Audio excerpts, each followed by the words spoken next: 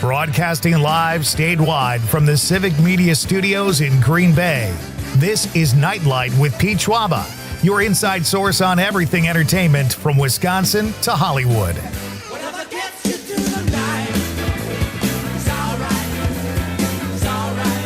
And now, a guy who's had a paper route for 25 years but never collected, Pete Schwaba.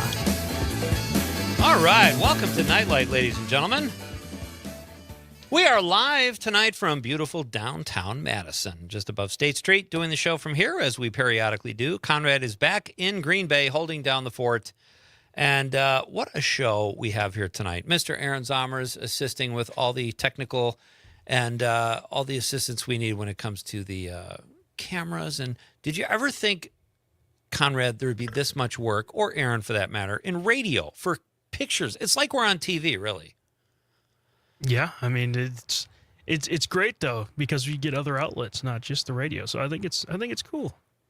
It means you could get a few of the visual gags out there. You can't fully rely on it. But Yeah. I should have brought the rubber chicken. Damn it. you gotta see if Gordy's got his ostrich puppet. Oh, my God. Remember that? Does he keep that in the studio? I don't know. I'm going to find it. If it's here, I'll find it, damn it. Great to have you with me tonight, folks. A really fun show on the agenda here this evening, as we always do. Whether we're in Green Bay or Madison, or one of us is where, Aaron Zommers is nice enough to stick around for a few minutes. As I mentioned, he just produced the John and Gordy show. It was good to see those guys. And are they tough on you, Aaron? I can't really talk about that. On the air? Okay. Yeah. Save it.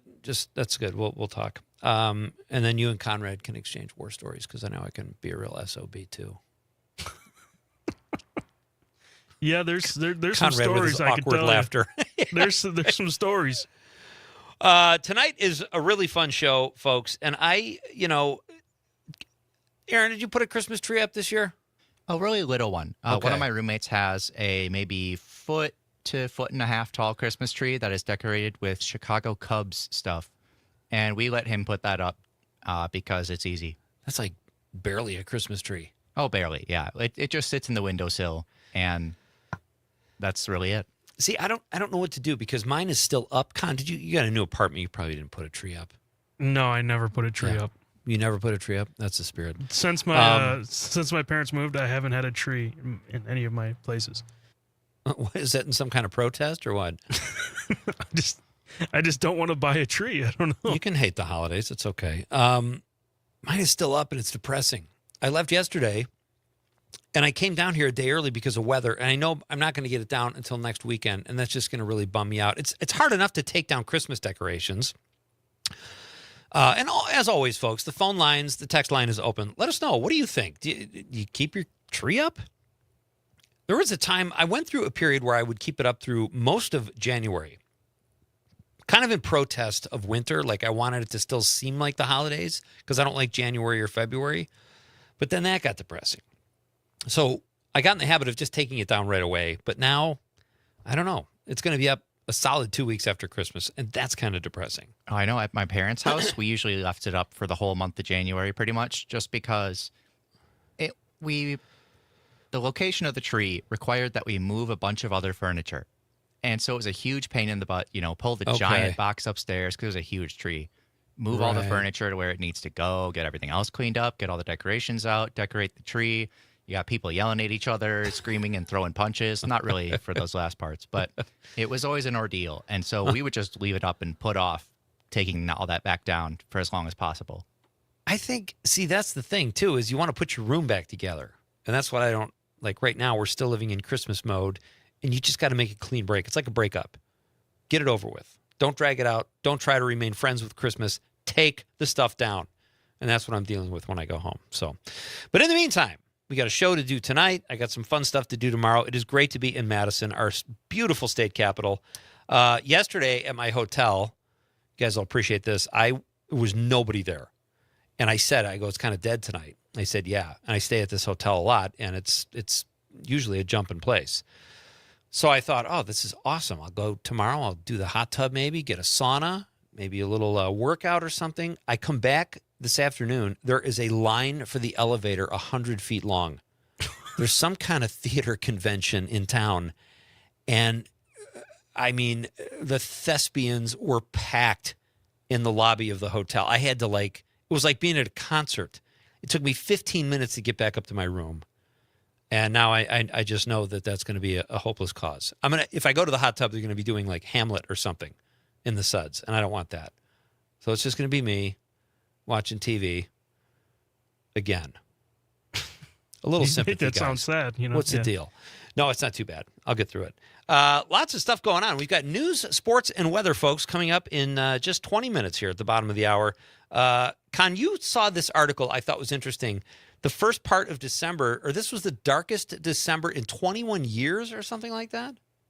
Yeah, I really like this site, the Shepherd Express. They have some, that's awesome, I believe it's in Milwaukee, and they have some, news of the weird, it's called. Right. And I found this article. It said, the first half of December was the darkest since 1934 for Stockholm, Sweden. And it reported that there was a half an hour of sunlight in the first 15 days of December. Oh my gosh. That sounds terrible. That is awful. You know what? Here's the silver lining, though. We're already 2 weeks past Christmas, almost. And we're a solid 2 weeks past the shortest day of the year. So even though it's January and we're in the dog days of winter, so to speak, it is going to start getting lighter sooner. We get 30 Yes. seconds of extra daylight a day, which isn't too shabby. I can feel it. Yeah, can you? Getting that vitamin D? I can't wait till it's sunny at 7 again, That's Me what too. I'm looking forward to. Well, don't hold your breath. We got a ways to go. Look at me, building A us little up. bit. I'm trying to go positive, and then I reel it Yeah. back. Well, don't get your hopes up, kid. A lot of fun on tonight's show. I am very excited because my good friend, Dr. Kristen Lyerly, and I don't just say that about her because I seek free medical advice on a regular basis. But it doesn't hurt. No, it doesn't hurt. I just, every once in a while, I look past the messages she sends me back saying, stop texting me. But she will be here at 5:35 to discuss, well, a couple things. She was in a very serious accident. We'll ask her about that and see how she's doing. And then we're going to ask her about the flu because the flu is all over the place. This is the worst flu year in 25 years. 10% of all doctor visits deal with the flu. And frankly, I read that on the CNN website. I thought that was kind of low because everybody I know has the flu. It seems like it should be 50% or something. But we'll talk to Dr. Lyerly about that at 5:35. And then Madison's own Mike Gamal will be here. He's the founder of Joey's Song, a really cool event that takes place here in Madison every January. And this year it's, become a music festival, the Freezing Man Festival. And it's he brings in artists from all over the world, some of the best in the industry. They all play for free in order to raise money for epilepsy. Mike has a great story. I'm going to let him tell it when he gets here. But the festival is just a couple weeks away, and it's a really, literally a rockin' time. And it's 4 days long now. So that's going to be fun. And then in hour number 2 at 6:35, Mike will be here in the studio, by the way, Conrad. So you won't get to meet him personally. I felt like I've met him personally. Just Feel like you know him? I feel like yeah. Okay. How about you, Aaron? You ever meet Mike Gamal? I have not, no. No? Oh, this is going to be. How long are you sticking around? Well, I might have to stick around longer than I intended to. No pressure. Mike will be here, and then Rob Thomas will be here at 6:35, also in the studio. Rob and I are going to talk about award shows, what movies are kicking butt during award season, which we are in the throes of. The Critics' Choice Awards just happened last weekend. The Golden Globe Awards are coming up this weekend, and then Oscar nominations are announced shortly after that. So lots to discuss. Rob has seen a lot of movies, and he has reviewed a lot of movies, and he is also the CityCast Madison newsletter editor. So we'll talk to Rob about some things going on in Madison, too. Then, this is exciting. All right, the Bears and the Packers play again this weekend. It's the rubber match, the third time they will have met this year. They're 1-1. And I've mentioned before on this show that I am a Bear fan living in Wisconsin. I moved here in junior high up to northern Wisconsin, where you think Packer fans are intense all over the state, and they are, but I would say within an hour radius, especially in small towns of Green Bay, they are literally fanatical. And I experienced this firsthand in junior high, and it scarred me. But I've gotten over it. Some of my best friends are Packer fans. But Jim McHugh, on the other hand, is a comedian living in Chicago, and he is a serious Packer fan. So we talked to Jim a little bit about this a couple weeks ago, but we're going to have him back on and have just a quick, fun discussion at 7:35 about the upcoming game. And it'll give him and Conrad a chance to gang up on me. So that'll be exciting. That's in hour number 3, some Bear Packer talk. We'll do that as we get closer to the game here this weekend. We'll try to work in some Bears Packer stuff. The other news I thought was interesting, and I can ask Dr. Lyerly about this as well. Ozempic. You guys know what Ozempic is? Yeah. Yeah, the injectable drug to help control weight loss, and people use it to help with diabetes. Correct. What It Charlie? is now. what- Yeah, was- go ahead, Con. I was saying what Charles Barkley uses. Does he really? I saw an ad today that he was trying to sell it for his company. He's like, "You want to lose weight? Go on this." Everybody. I mean, it's become like Tylenol or something. Everybody uses it, and now it is available in pill form. The only problem is the pill is really big and it tastes like a pizza. So that should be interesting. We'll ask Dr. Lyerly about that. Really, guys? Nothing for the pizza joke? I thought you were serious. Sorry. I figured the really big thing, I was with you. And then you said, but it tastes like a pizza. And then I just got thinking about different pizza flavored foods. Like, is it more like a real pizza? Is it more like pizza Pringles or pizza combos? That's where Is my it mind like went. Papa John's? I just got you thinking about pizza. That's fair. So we'll talk to Dr. Lyerly about that too. I know a lot of people have taken Ozempic, and a lot of people you think wouldn't even really need it, take it just to lose a few extra pounds. So we'll talk about that too, and the flu. So much going on. Con, I have to ask you. You know what? Before we go any farther, let's get to the question of the night. This is a fun one. It is time for the Civic Media Nightlight question of the night. Let's talk about the question. Okay, question. Question. Pregunta. Question. Question. Hey, I have a question. Questions? This question. Domanda. Question. Question. Questions. What is your favorite soap opera or cheesy drama? We don't talk much about the cheesy dramas, but one of those big soap operas, I want to say it was Days of Our Lives, had a big anniversary. It started in like 1950 or something like that. It's been on like 75 years. And it got me thinking, I'm not a soap opera guy, but a lot of people are. And if I'm cutting the audience in half, I wanted to include cheesy dramas too, because there are so many of them out there. Your hour-long network dramas, your soap operas. So let us know, what is your favorite soap opera or cheesy drama? 855-752-4842, 855-75-CIVIC. You can also text us on the app. Very easy to use. If you don't have the Civic Media app, I highly recommend it.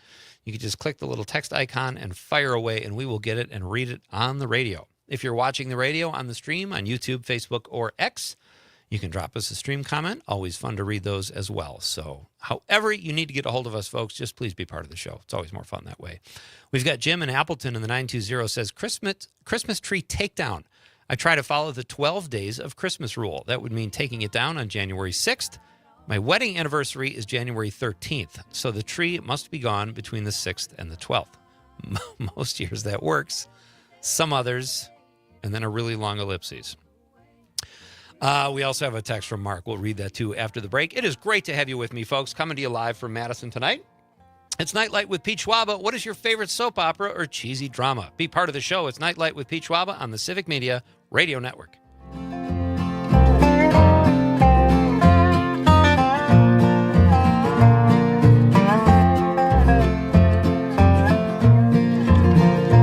Though the storm and its furies rage today, crushing hope that we cherish so deep, the cloud and storm will in time pass away.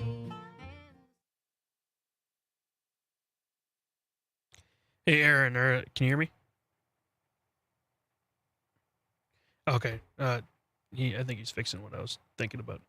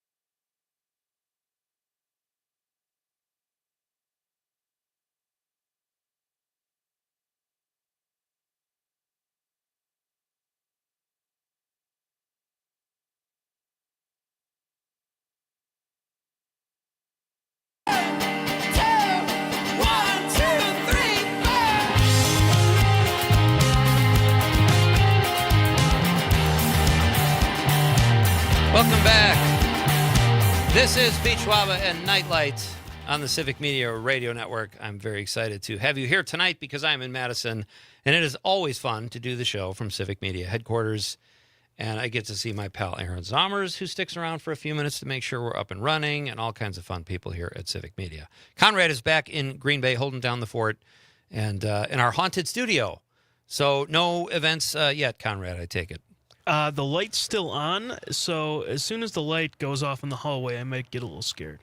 That's when you wet yourself. I guess. Yes, Okay. yes. Very good.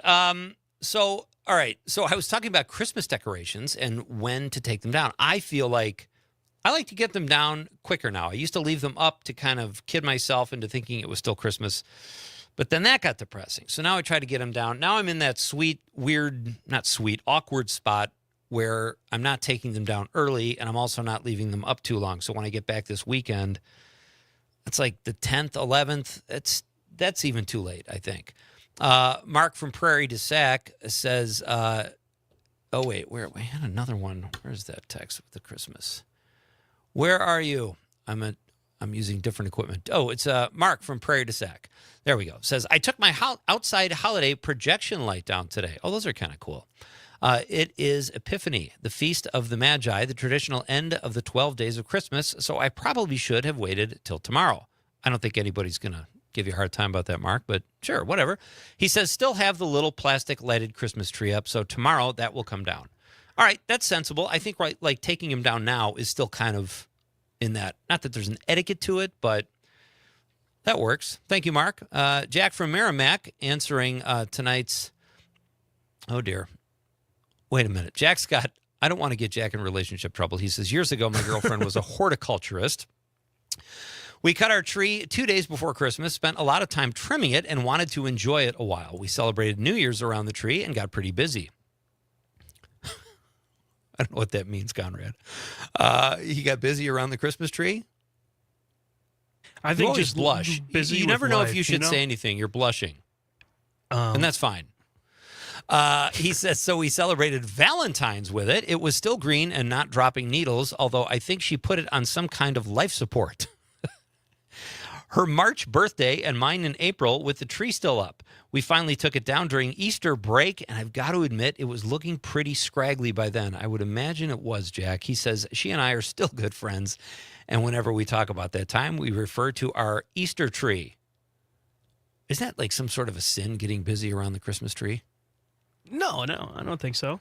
Because Santa, did it with, Santa. I saw Mommy kissing Santa Claus, by the tree. That's not really Santa Claus, though. Matt from Richland Center.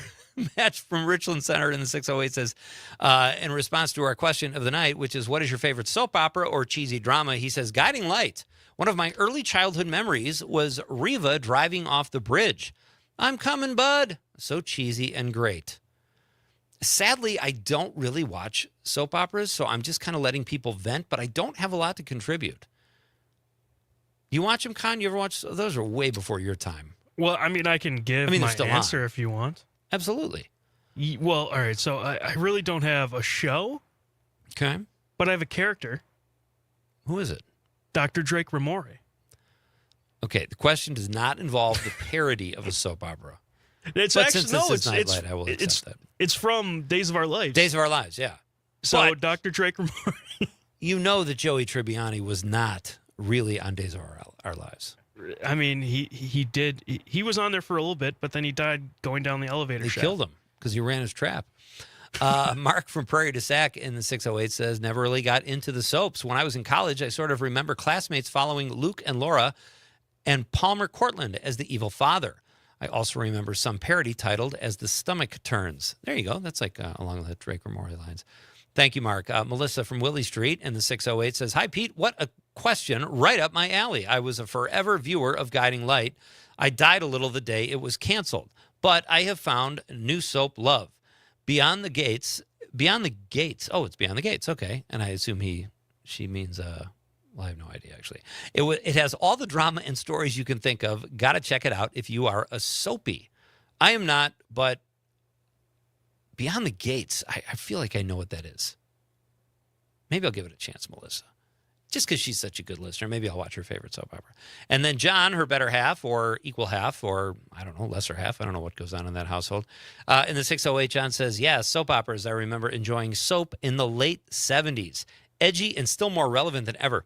That was a great show. And I'm glad you brought that up, John. Soap with Richard Mulligan and Katherine Hellman and Billy Crystal, a young Billy Crystal, was a really funny show. Now, I have no idea if it holds up, but I got to give it another watch. That's a great text. Thank you, everybody. Keep those texts coming.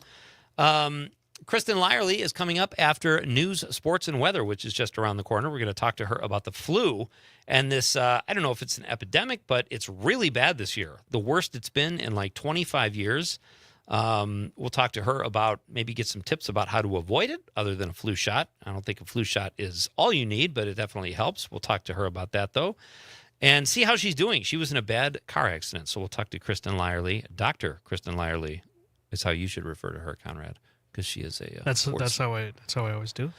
She's board certified. Wouldn't you love to be able to say you're board certified at something? I mean, that would be pretty cool.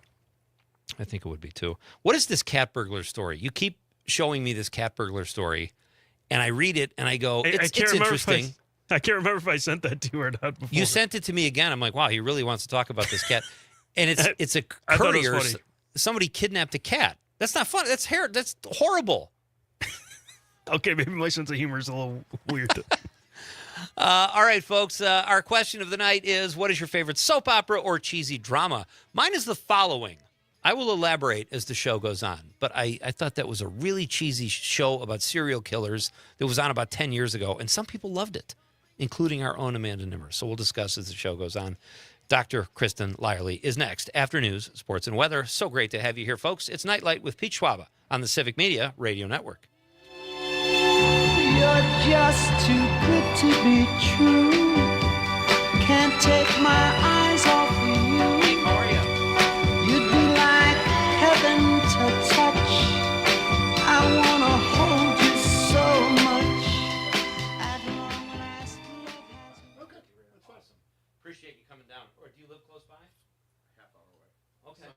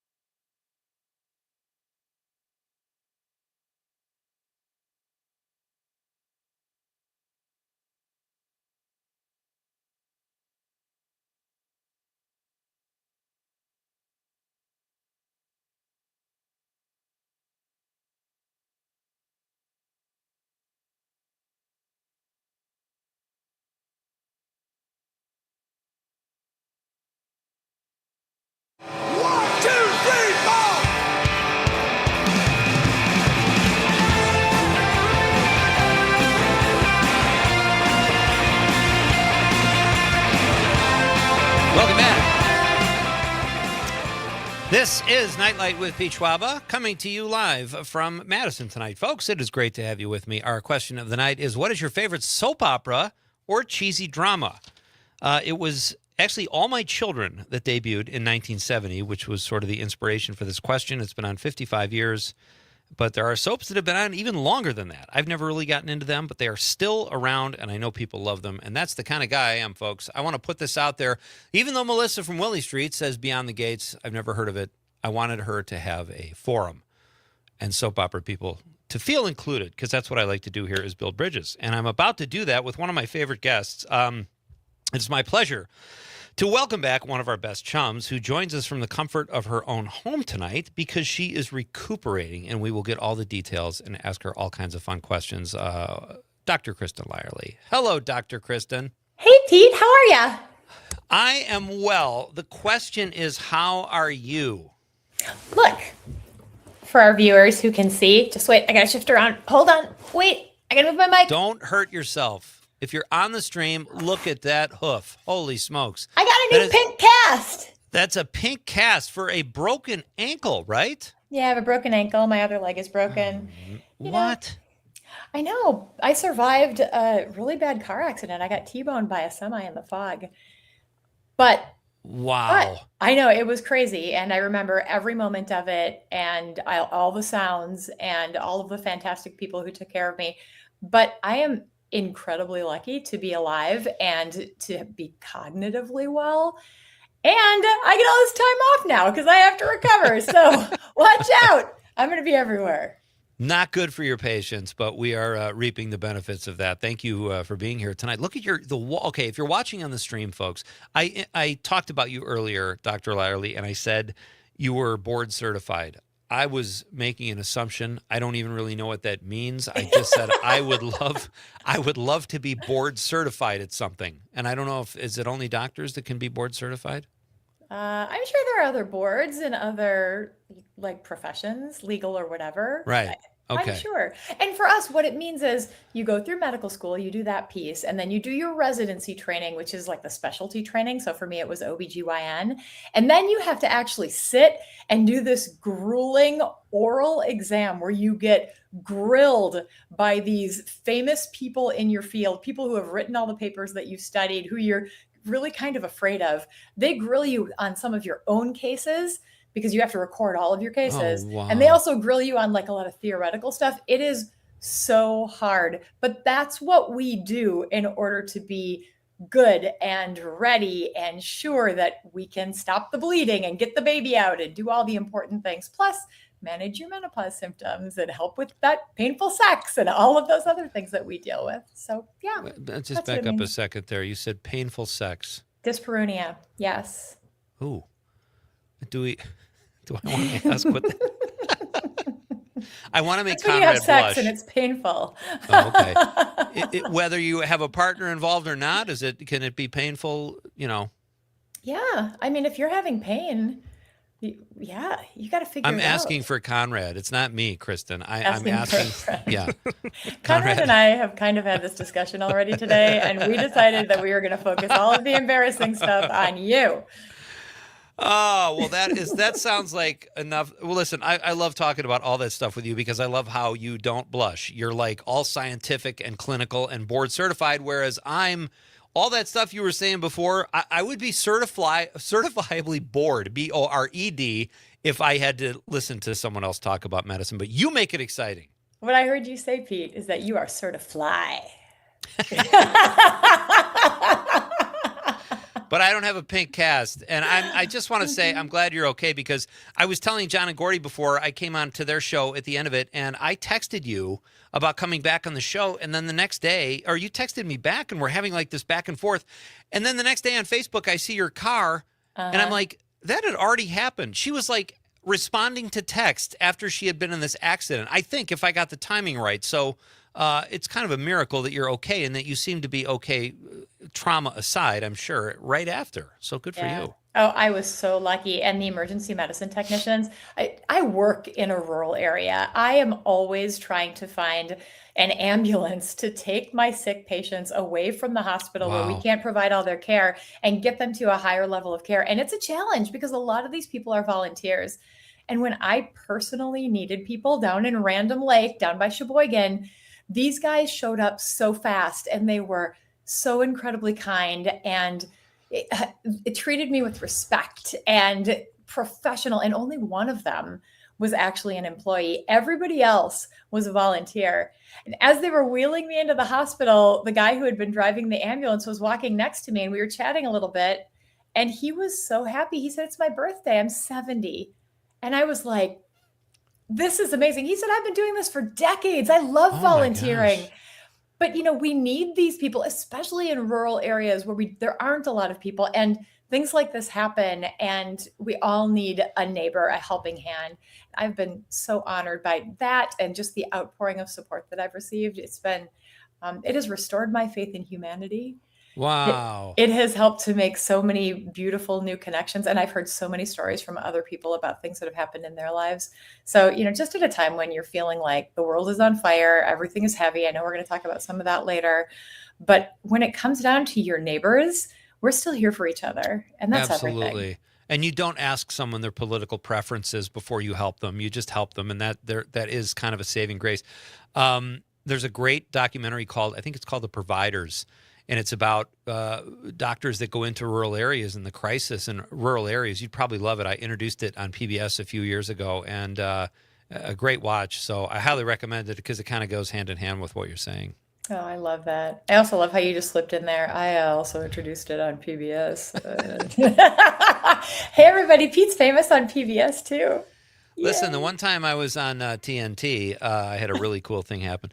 No, check out Dr. Lyerly. She is the host of the Dr. Kristen Lyerly Show, which you can hear on weekends here at Civic Media. She also delivers babies and does all kinds of fun stuff, and she's recuperating, as we just heard, from what sounded like a horrifying accident. Pete, Pete, yeah. can I Yeah. tell you what the show's going to be about this weekend? Because we just Oh, taped it today with absolutely, yeah. Conrad.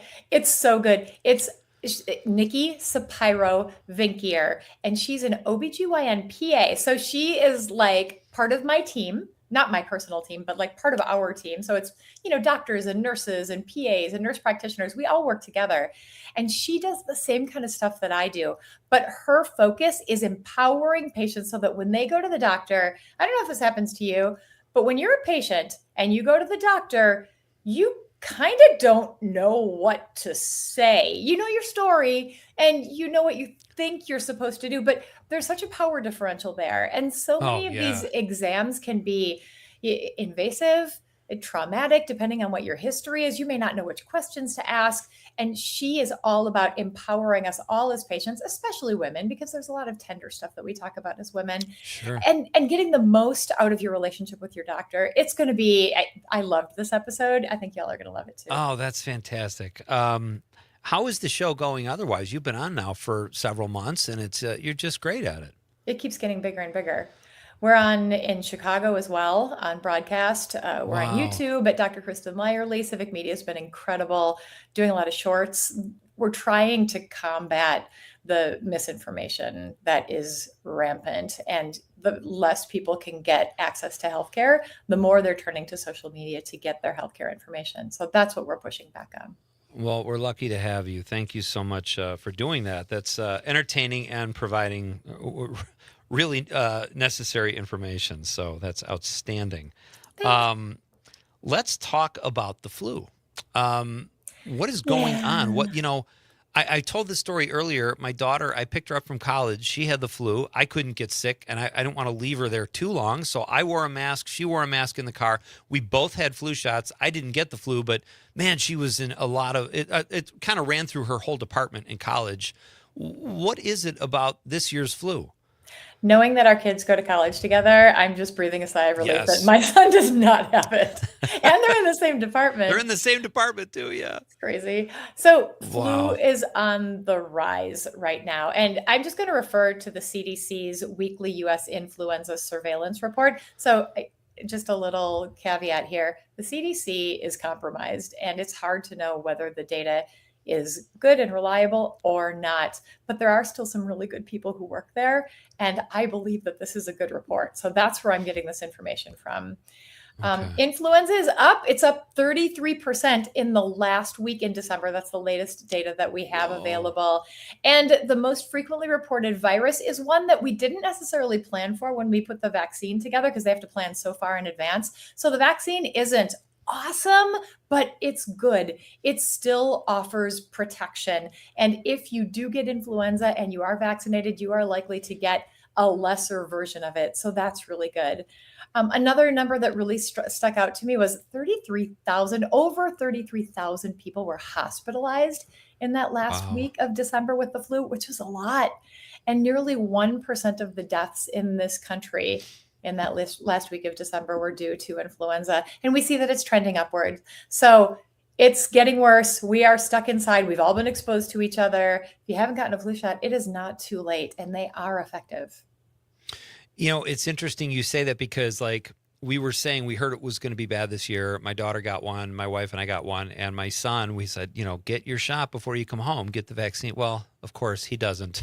My daughter's home. So we had to keep her on one floor, him on the other. And we managed to circumvent the flu, at least in his case. But everyone that got it in her department that didn't have a flu shot, it really kicked their butt, like couldn't get out of bed, that kind of stuff. So I have every reason to believe that's totally true what you're saying. So what else can people do, Dr. Lyerly? How can they prevent, aside from just isolating, how do you, are there foods you can eat? I assume rest is good. What is the best way to beef up your immune system? Stay healthy. Rest is always good. Getting a proper amount of sleep, exercise, eating good for you foods, always great advice. Washing your hands. It seems so simple, I know. but washing your hands, using a hand sanitizer, not touching your face, your nose, your mouth, because we carry germs around all the time. We all do it. And you know, if you are at risk, or if you're concerned, or if you're going to be in a crowd, it's never a bad idea to wear a mask, especially if you are vulnerable. And I know that there are a lot of political things that go along with that, but it's time to set that aside. This is about health. It's about your health and your family's health. So just please take care of yourself.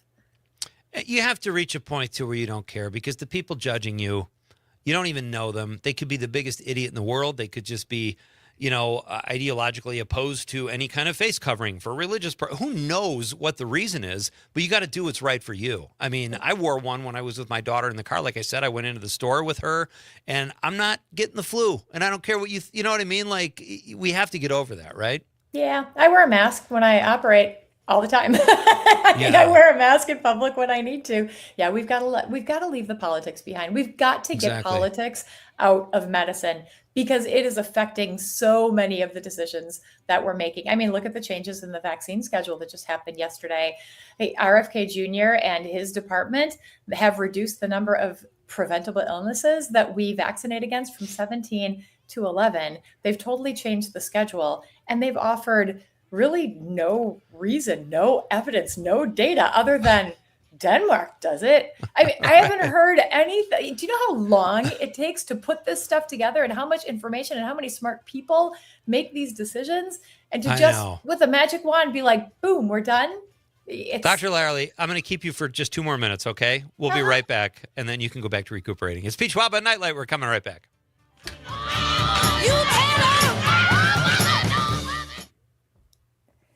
And then she talked and talked and talked and talked and talked.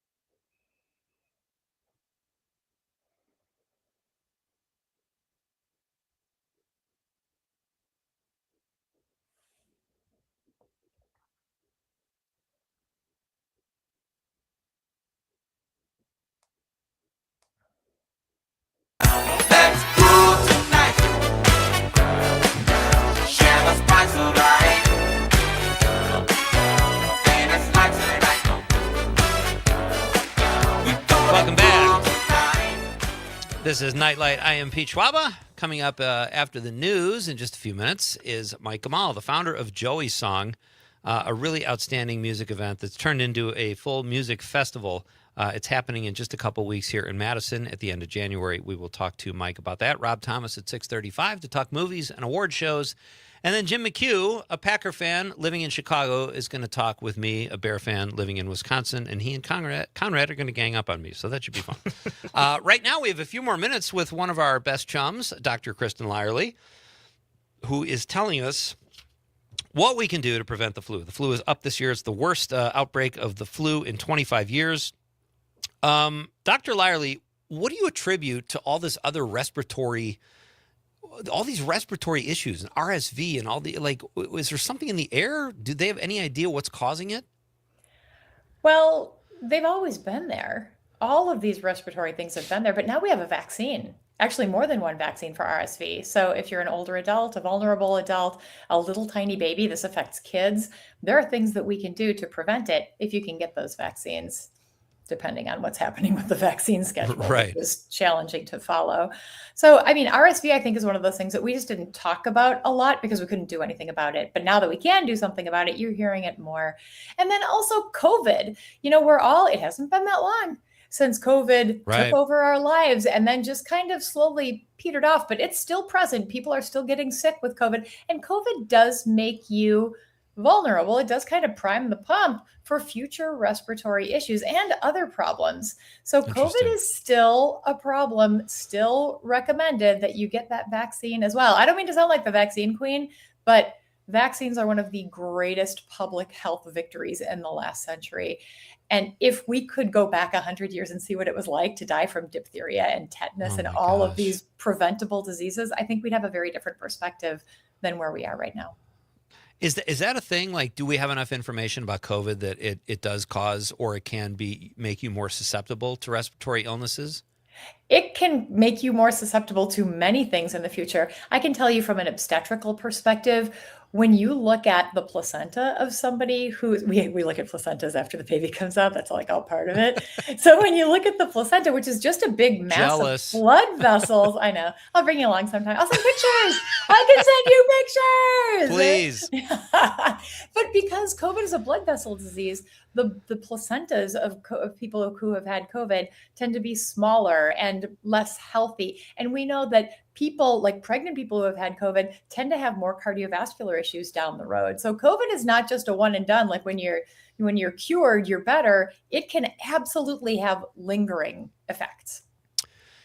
Are you familiar with Ozempic? Do you know much about Ozempic? I noticed today it's now available in pill form, and my joke laid flat. I said, and it's a huge pill, and it tastes like a pizza, and I got just crickets from Conrad. So what do you think about Ozempic, Dr. Lyerly? You should be used to that reaction by then now, don't you think, Pete? Not just from Conrad, sadly, yeah. The Ozempic pills, the same medicine that's in Ozempic, has been available as pills for a long time. But they didn't see the same kind of effect with the pills that they saw with the shot. So let's go back a little bit. Ozempic was not originally a weight loss medicine. It was a medicine used to treat diabetes. And the side effect was people lost weight. So people started saying, boy, if you lose weight, like good enough for me. So people started using it off label as a weight loss drug. So now we're kind of coming back around to do the pills work as well as the shot. And, I'll be really honest, I don't know what the data is on the pills. The last thing I saw was that the pills didn't work as well as the shot, but I'm sure for some people they work just fine. That's amazing how I love when they do research and they stumble into something else. It's just like, it's kind of a case for exactly. It was a hair treatment, right?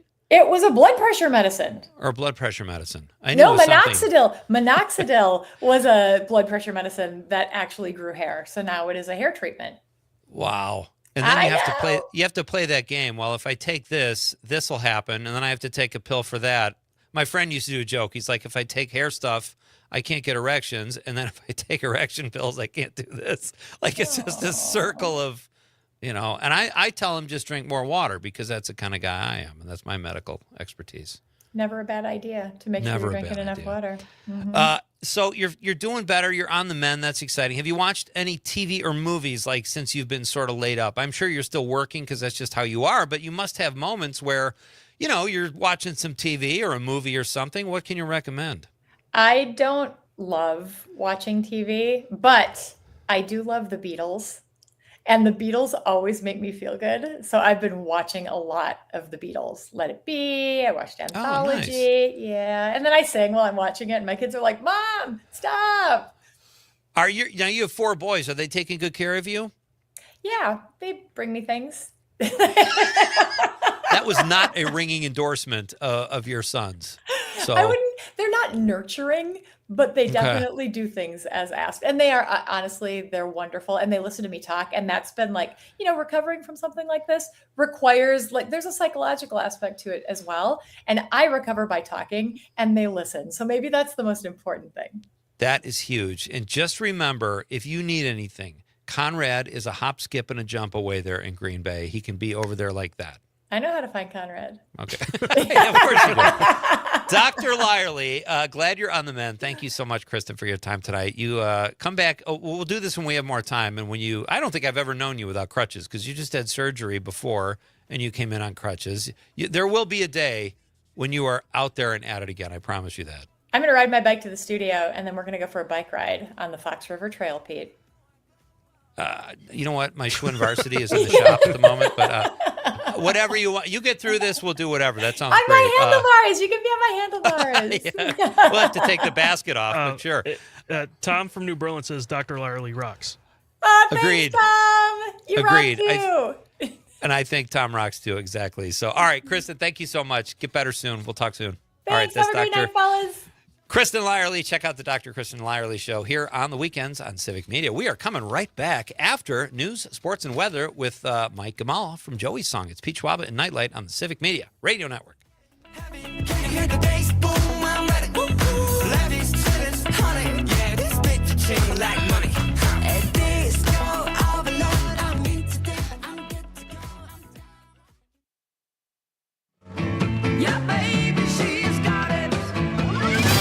Local news and timeless hits. WGBW, Denmark, Green Bay.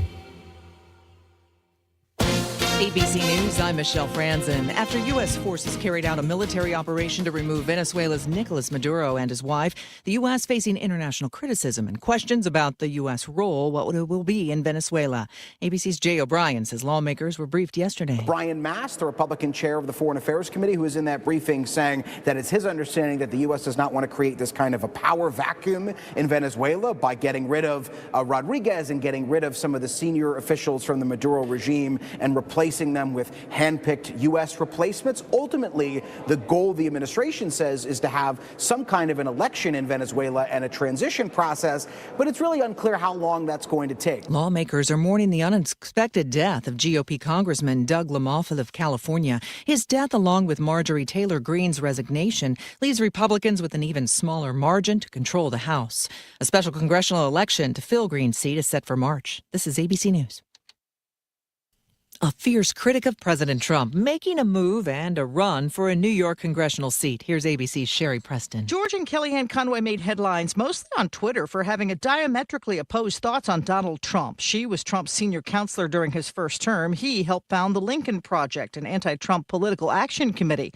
They divorced in 2023. Now George Conway has moved back to Manhattan, established residency, and registered to vote there. He's hoping to win a crowded Democratic primary for the seat currently held by outgoing Congressman Gerald Nadler. Sherry Preston, ABC News, New York.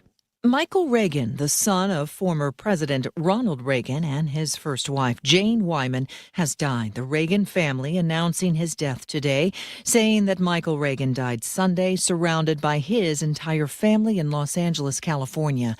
The family now asking for privacy during this sad time. Michael Reagan was 80 years old.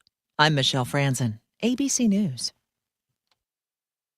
Reading aloud to children sharpens their listening skills, expands their vocabularies, and nurtures a lifelong love of reading. That's why Reading is Fundamental, the nation's leading children's literacy nonprofit, offers free monthly read-alouds by popular authors through its Rally to Read program. Visit rallytoread.org to watch the read-alouds and discover exciting reading activities for school and home. Visit rallytoread.org today. The Elder Care Locator is here to help you live your best life as you age at home. Our call center advisors are ready to connect you with trustworthy local experts. Help is just a phone call away at 1-800-677-1116. Being blind doesn't look how others may think.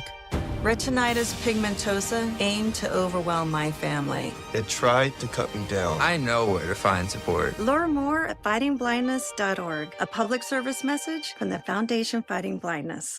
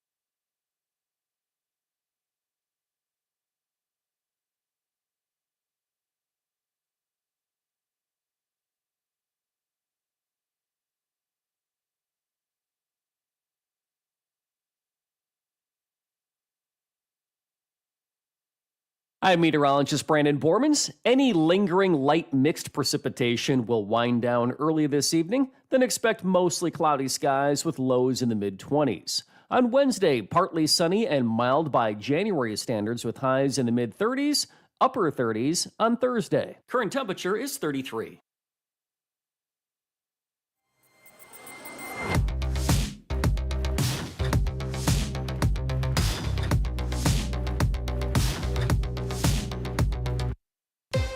Civic Media. When a warrior faces adversity, he fights through it. He finds a way. Freedom isn't free. Rolling strong. Belief. Believe you can and you will. Wheelchairs for Warriors provides mobility solutions to veterans and first responders injured in the line of duty. Join the mission and visit wheelchairsforwarriors.org. Out here in the middle of these acres, it can feel like you're the only person on earth. That's how it feels when you're struggling with your mental health. But you don't have to feel alone. Find more information at loveyourmindtoday.org. Brought to you by the Huntsman Mental Health Institute and the Ad Council. I was stuck in a state of panic and endless rituals. So I made the call. Mental health care works.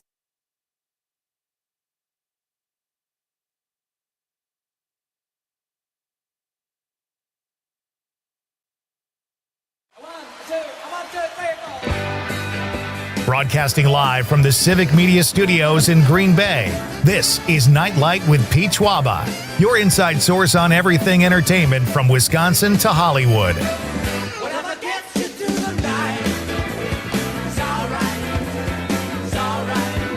And now, a man barely 6 feet tall, but a mountain of muscle, Pete Schwaba. You know it. Welcome back, folks. This is Nightlight, a Tuesday night edition, and we are broadcasting live from beautiful downtown Madison, our state's capital, just above State Street here. It was really fun. If you missed hour one, we talked to Dr. Lyerly, not necessarily a great subject matter, talking about the flu and this year's outbreak, which has gotten really bad, and some respiratory issues happening around the country. It's gotten out of hand. Conrad, have you had the flu? Yeah, I've had it. Not this year. Okay. All right. Well, I have not had to get it. Really? Yeah, I don't want to. He's not the best color man in the business for nothing, folks. Do you like when I say that and compare you to Bob Uecker's sidekick in Just a Bit Outside? I mean, he's great, so I love it. You like any connection to Wisconsin sports. That's why I know I could say those things to you. That's Conrad Krieger, folks. He is working the board tonight back in Green Bay. Coming up at 6:35, Rob Thomas is here. He is a Madison-based film critic and the CityCast Madison newsletter editor. We'll talk to Rob about what's going on around town in January here in Madison and movies and award shows. That will be fun. Then at 7:35 tonight, my pal Jim McHugh, a very funny Chicago-based comedian and Packer fan, will join the show, and he will represent Packer fans in Chicago, and I will represent Bear fans here in Wisconsin, and he and Conrad can gang up on me. It'll be a fun discussion about the big game this weekend. Our question of the night is, what is your favorite soap opera or cheesy drama?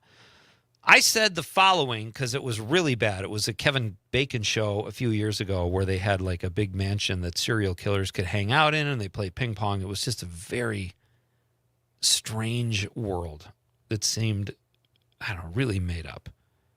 And Conrad likes Days of Our Lives because of Friends, because of another TV show. Dr. Draker Maury. Dr. Draker Maury. So let us know what your favorite soap opera or cheesy drama is tonight, folks. That is tonight's question. 855-752-4842, 855-75-CIVIC. You can also text us on the app. Or if you're watching the radio on the stream, go ahead and drop us a stream comment.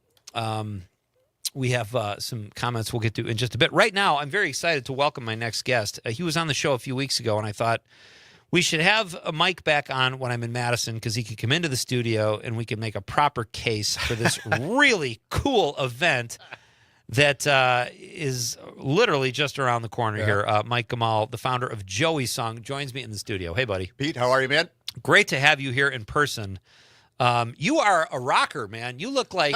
Because before disheveled. I saw you, well, you got that rock and roll thing going, and I'm kind of disheveled too, but I can't lay claim to the fact that I'm this great musician. But you're here and playing the part, and you look like a rock and roller who is putting on a really cool rock event for a very good cause. Well, part of the reason I can do this is I spent 25 years working for IBM when I was a grown-up. Wow. And I didn't get to do this. Okay. So wow. Now that I'm retired, I get to. I don't Let have it grow, to be baby. I don't have to be a grown-up. I put my tattoos and all that other nice. stuff that I couldn't do back in the day. So yes, it is a really cool event, Joey Song.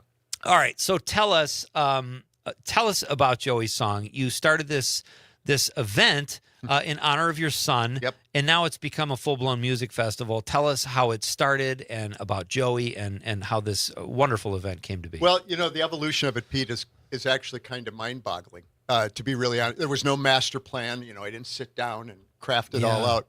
We started out, my son had a really terrible form of epilepsy called Dravet syndrome. Epilepsy is like a lot of illnesses. It's a spectrum disorder. There's tons of causes, tons of ways it manifests itself, some severe, some not. And unfortunately, Joe got on that really far end of that bell curve. And when we lost him in 2010, just shy of his 5th birthday, we thought we actually thought about trying to do something before he had passed. His prognosis was really bad. He was going to need care all of his life. But we felt like maybe there's something we could do. And I had spent a lot of time here in Madison, long time ago, back at a club called Headliners, which was down on University Avenue. And we had a lot of I describe it as the MTV bands on the way up and the 60s bands. So we had U2 and the Police and Joan Jett. You know, all of them when their first and second albums were coming out. And then, you know, Savoy Brown and all these bands on the way down. Yeah. But the key to all that is there was this guy kicking around Madison at the exact same time called Butch Vig. Right.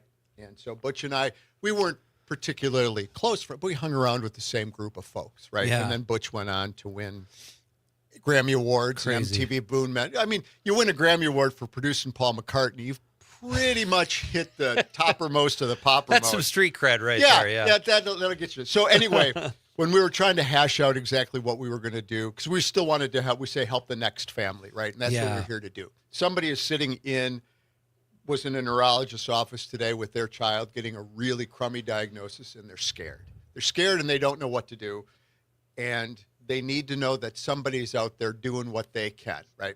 So Joey Song is our attempt to use some of my, and then through osmosis, Butch's musical connections, and now it's kind of grown to turn into this 2-night music festival. We change it up every year. Last year it was 4 nights. This year it's 2 nights. because we try to make it a little bit different every year.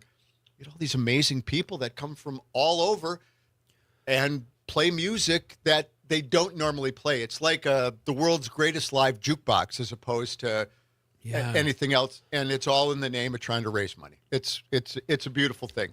And I love what you said when you were on the show previously, that they don't take money to do it. They come here, they play music, they get to play music they don't always play, so you make it fun for them. Rock camp for musicians. Yeah. I mean, what a fun thing. It really is. I mean, tonight's Tuesday, and they'll start coming into town tomorrow.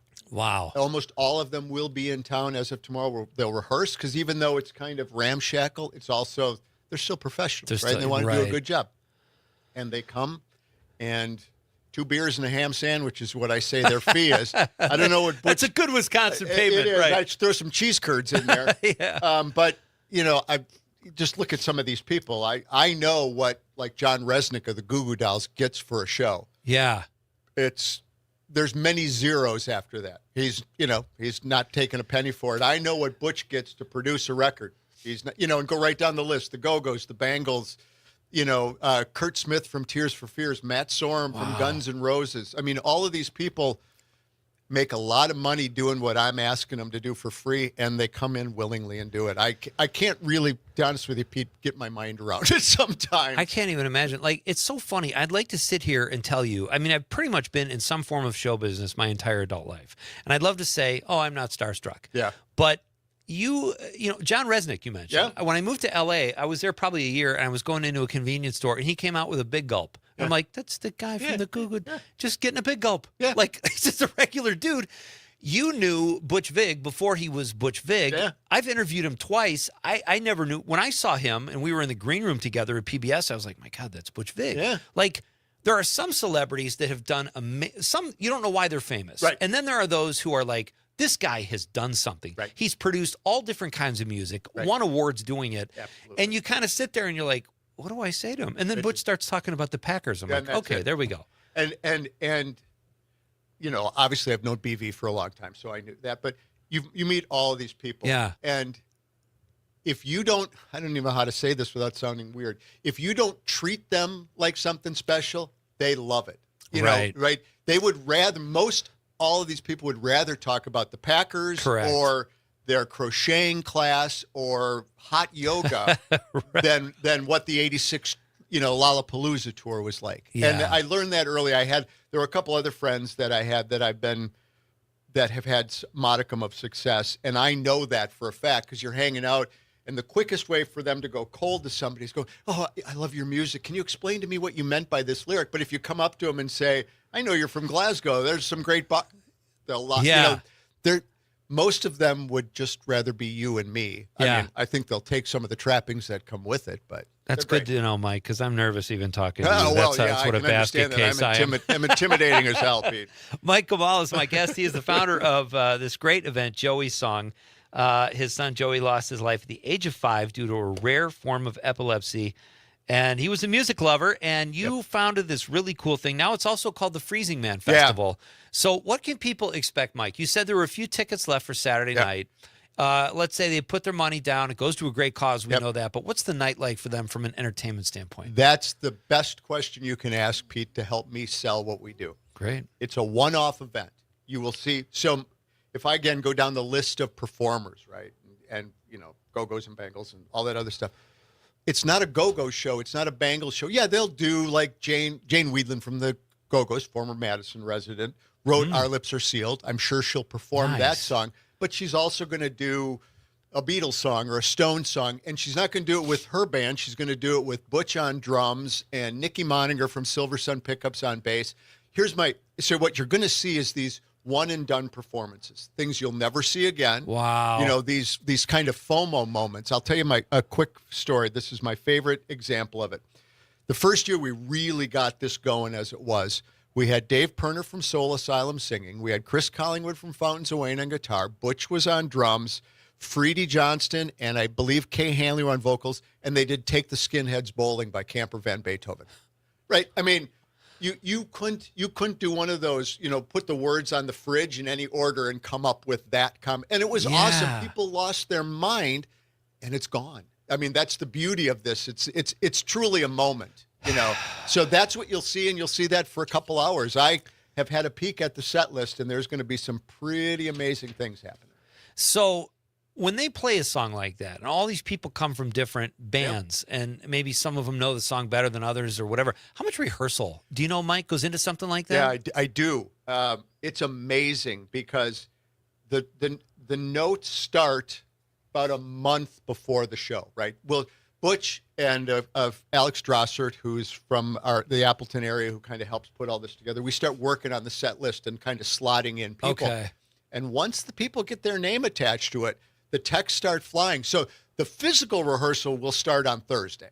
They won't all be in the same room, but there's already notes a month ago on what key we're going to play that in. Are we going to drop it down a step? Are we going to, I mean, like I said, it's ramshackle in the best kind of way, but none of them want to be embarrassed up there. None of them want to not know what they're doing. So it's a lot of effort, That's crazy because I love when musicians get together and do that. Like I saw the George Harrison tribute concert with Billy Preston and George Harrison's kid. And it looks like they're just jamming and having fun because they're professionals. And you go, they're that good. But you're saying even though they are professionals, man, it gets to a T. Yeah, there's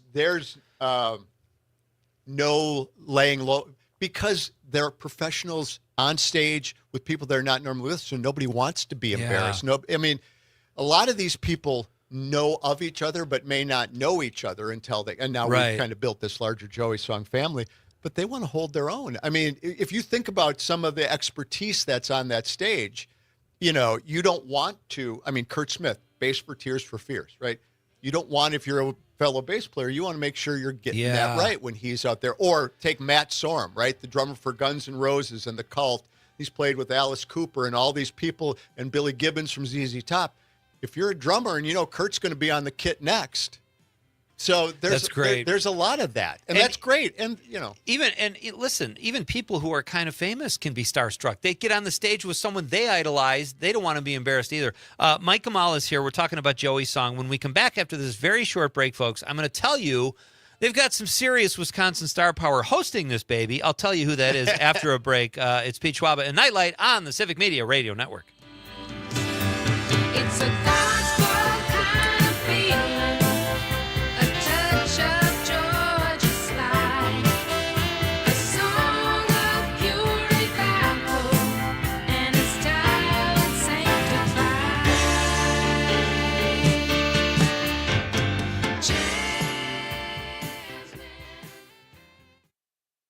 From Hobart to Bay Settlement, 97.9 WGBW. If you are a cigar aficionado looking for a one-of-a-kind experience, you need to check out Appleton Cigar, which boasts the largest selection of cigars north of Milwaukee, with over 700 cigars to choose from, in a walk-in humidor with unique house-blended pipe tobacco, as well as the classic pipe flavors for a bit of nostalgia. The Cigar Lounge offers an impressive variety of spirits and cocktails that pair perfectly with a premium cigar. For the full experience, come to Appleton Cigar at 415 College Ave. For more information, go to appletoncigar.com. Sturgeon Spirits of Oshkosh. Next door to their cocktail bar and tasting room on Oregon Street is the Ready Room, open for your next event. A private bar with aviation-inspired detail. It's ideal for intimate parties, conferences, or special occasion parties and reunions. Sturgeon Spirits, 2663 Oregon Street in Oshkosh, and at grocery and liquor stores throughout the Fox Valley. Wherever you go, buy local, drink local, and take a piece of Oshkosh with you. SturgeonSpirits.com. Have you ever wondered how you could be more involved in maintaining the biking trails? If you have, this opportunity is for you. It's Amanda with another new Wisco 411, and the Bay Area Mountain Bike Initiative, otherwise known as BAMBI, is hosting an open invite to their board meeting on January 8th from 6 till 7:30 p.m. at the Brown County Library. This is a great opportunity for anyone who's interested in learning more about what they do as an organization. So if you want to be involved or learn how to join, head to WGBW.FM and click events. You're a storyteller, negotiator, artist, innovator. Whatever your passion, whatever your skills, behind the scenes or in front, you belong here. A career in broadcast media. Local radio and TV stations in every town and city need someone like you. So do what you love and bring your talent to life. Your passion, your skills, your career. You belong here. Learn more at youbelonghere.media. We are the National Park Foundation, and together with you, we're creating a future where every person, every generation gets their chance at an unforgettable moment. Learn more at nationalparks.org/foundation.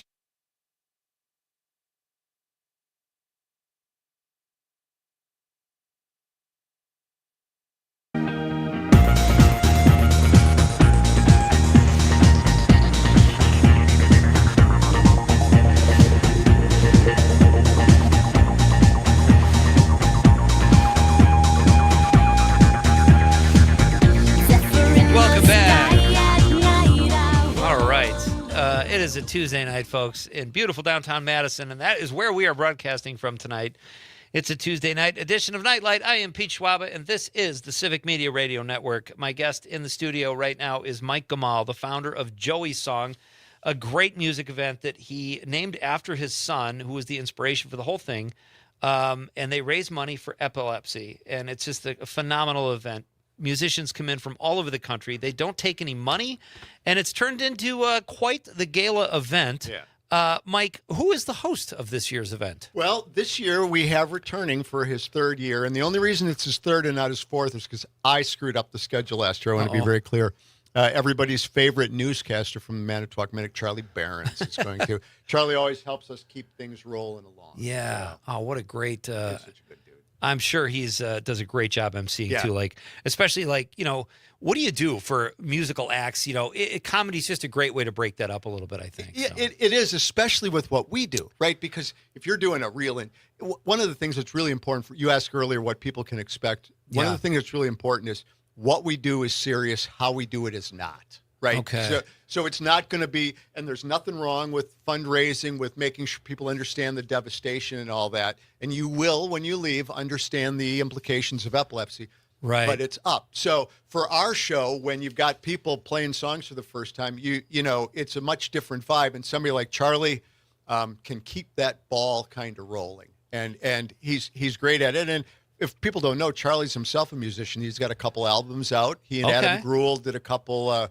One's called Supper Club Music, or sorry, Charlie, if you're listening, I got it wrong. But they do music that fits his comedy, right? So they'll do a song about a salad bar or a relish tray or that kind of stuff. That's fun. All right, that's a great evening. The World Health Organization, Mike, help me wrap my head around this, says epilepsy is the most common or serious brain disorder worldwide. It takes more lives than breast cancer every year.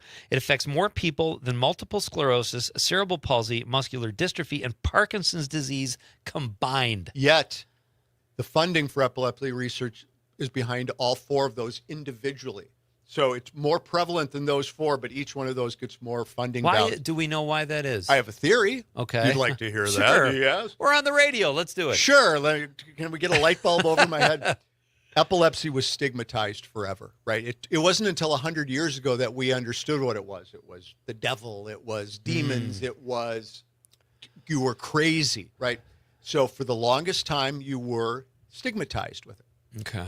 The other part of it is with all those other diseases you mentioned, you can physically see the manifestation of it. If somebody's got MS or MD or cerebral palsy or, any of those, Parkinson's, you can physically see them.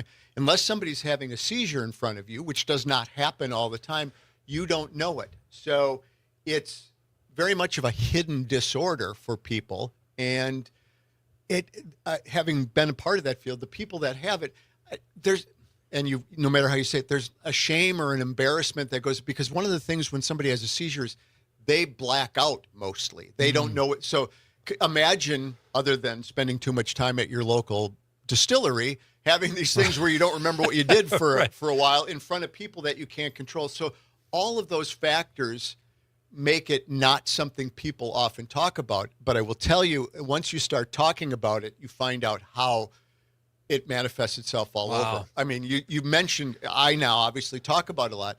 The number of my dad, my uncle, my cousin, me, I had seizures. And it's 1 in 26 people will develop epilepsy in their lifetime. 1 in 10 people will have a seizure in their lifetime.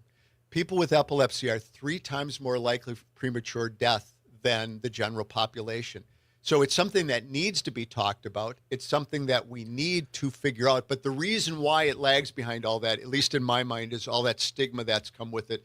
And it's not physically apparent. That makes sense. Absolutely. So, all right, given all that information, what we just said and what you just said about epilepsy, if people can't make the show but want to make a donation, can they do that? Yeah, they sure can. There's lots of ways that you can help. JoeySong.org and Joey Song on all the socials is the easiest way to find us. You can make a donation. It helps. Keeping in mind, and you're a great straight man, Pete. You should do this for a living. I mean, you led right into it. Keeping in mind that none of these artists are taking a penny, and we have no paid staff at Joey Song, you can know that your donation isn't paying an executive director. Not that there's anything wrong. I realize charities need to have that. I'm not throwing shade. But you can know that your money will be going where it needs to be going. And if you really want to get something out of your donation, we also have an auction, a silent auction going on that you don't have to be present to win. And we've got guitars by Goo Goo Dolls and Brad Paisley and Cheap Trick and Jason Isbell and Def Leppard and all of these amazing people have signed guitars for us. So if you need something for the man cave or the she shed, we've even got Alanis Morissette donated a signed harmonica. Oh, so you can pick up your Alanis little Arbor Day gift or something. There you go. Yeah. So those are all the ways that you can help us fundraise, because then we can turn that all around and get it to the smart people in the lab coats that are trying to figure this out. I love it. That's so great, Mike. And will Frank Anderson be there is my final question. Frank for you. will be there in his Undertaker ensemble. Haven't you ever seen the black hat and and nobody pays a lap steel like Frank. He's the best. so awesome. He is the best, man, and he can play.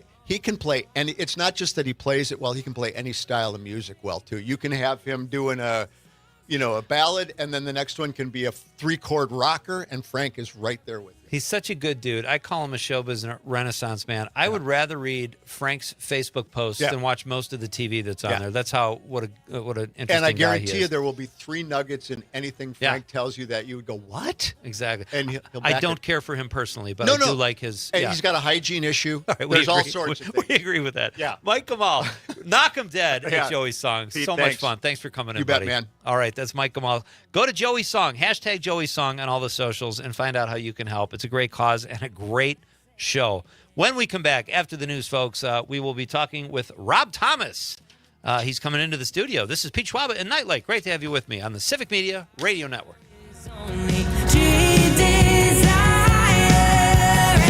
My heart shivers and I'm shaking off this rust. Storms out, the clouds are breaking up. Took some time, but I realize I don't deserve being mistreated. 97.9 WGBW and WGBW.FM.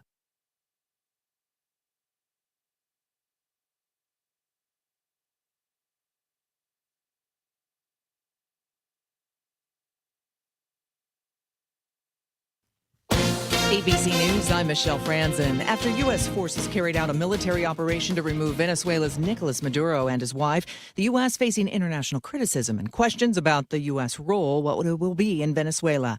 ABC's Jay O'Brien says lawmakers were briefed yesterday. Brian Mast, the Republican chair of the Foreign Affairs Committee, who was in that briefing, saying that it's his understanding that the U.S. does not want to create this kind of a power vacuum in Venezuela by getting rid of Rodriguez and getting rid of some of the senior officials from the Maduro regime and replacing them with hand-picked U.S. replacements. Ultimately, the goal the administration says is to have some kind of an election in Venezuela and a transition process, but it's really unclear how long that's going to take. Lawmakers are mourning the unexpected death of GOP Congressman Doug LaMalfa of California. His death, along with Marjorie Taylor Greene's resignation, leaves Republicans with an even smaller margin to control the House. A special congressional election to fill Greene's seat is set for March. This is ABC News.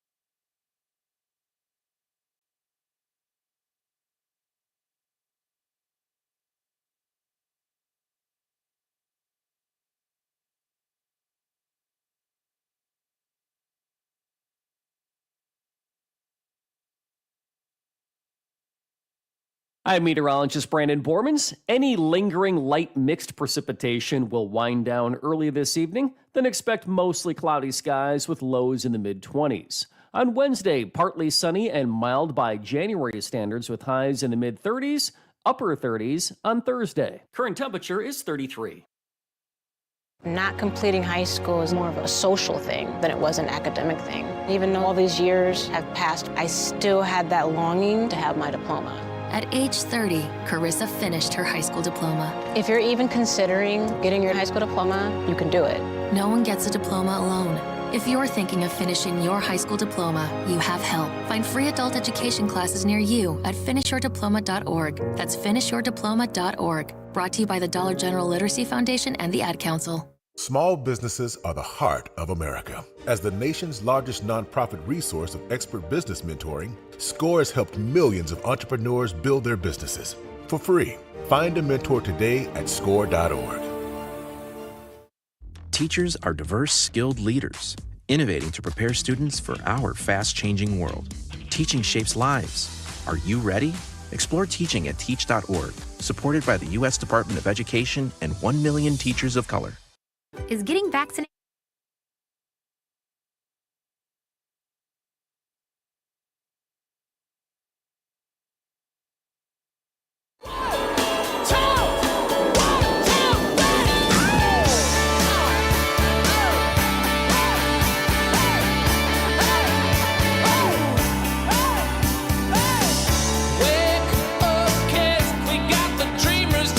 All right. That was fun. What a good guy. Mike Gamal was here talking about Joey's song. And if you missed any of the show so far, folks, know that you can go to civicmedia.us and hear my discussion with Dr. Kristen Lyerly from hour number 1 regarding the flu and the very high flu numbers this year. And then my interview with Mike Gamal. What an interesting guy. Started Joey's song after his son passed away from epilepsy. And they raised money for epilepsy research and also put on a pretty damn good show from what it sounds like. We should go to that, Con. Yeah, I mean, it sounds very, very, very fun. I agree. And we should do like a broadcast or something there next year. Would you come down to Madison for that? A Nightlight road trip? Nightlight road trip, baby. Come on. Oh, yeah. Rob Thomas should be along shortly. We'll talk movies and award shows with Rob and kind of what is happening around Madison in January. We will discuss all of that with Rob when he arrives. Oh, there he is now. But right now, let's read some text. You know, Tom from New Berlin also said the comedy show Soap was based on, it was sort of a parody of a soap opera, and Billy Crystal was on it. And he says Bert was hilarious, too. That was Richard Mulligan, and he was really funny on that show. And John Murray also made reference to the show Soap. He said, I remember enjoying Soap in the late 70s, edgy and still more relevant than ever. Here's the thing. Soap was outstanding parody. It was soap opera-ish, but it was very unsoap opera-like. It was just a great comedy. And it's a show I always, whenever somebody brings it up, I always mean to watch it, and then I just kind of forget about it. But it was, as a kid, I loved it. I don't even think I was supposed to be watching it. I think my parents thought the subject matter was a little too mature for me. Did you have restrictions on you, Conrad, when you grew up? Your parents ever not let you watch something? Well, yeah, I couldn't go to, the naughty channels when I was young. The adult theater down the block. Will you please stop Conrad from wearing a trench coat into the adult theater? Right over here, buddy. Okay. Rob Thomas has arrived, folks. We'll get Rob situated. Mark from Prairie du Sac says he wears a mask when he goes into stores, not to get the flu. That was in regard to our discussion with Dr. Kristen Lyerly. And I don't blame you, Mark. You do not want this flu. It's a terrible strain. Mark also says, I'm sorry, it's Tom from Hartford said, isn't COVID still killing 300 people a week? That doesn't sound like a cheesy drama. It actually is a drama. I don't know, Tom. I'm not, and I'm sorry I missed that when Dr. Lyerly was here because she would have been the one with the answers. But he also says medoxical. How do you spell that, Con? For hair growth. What is that word? Medoxical for hair growth? Minoxidil. It's minoxidil.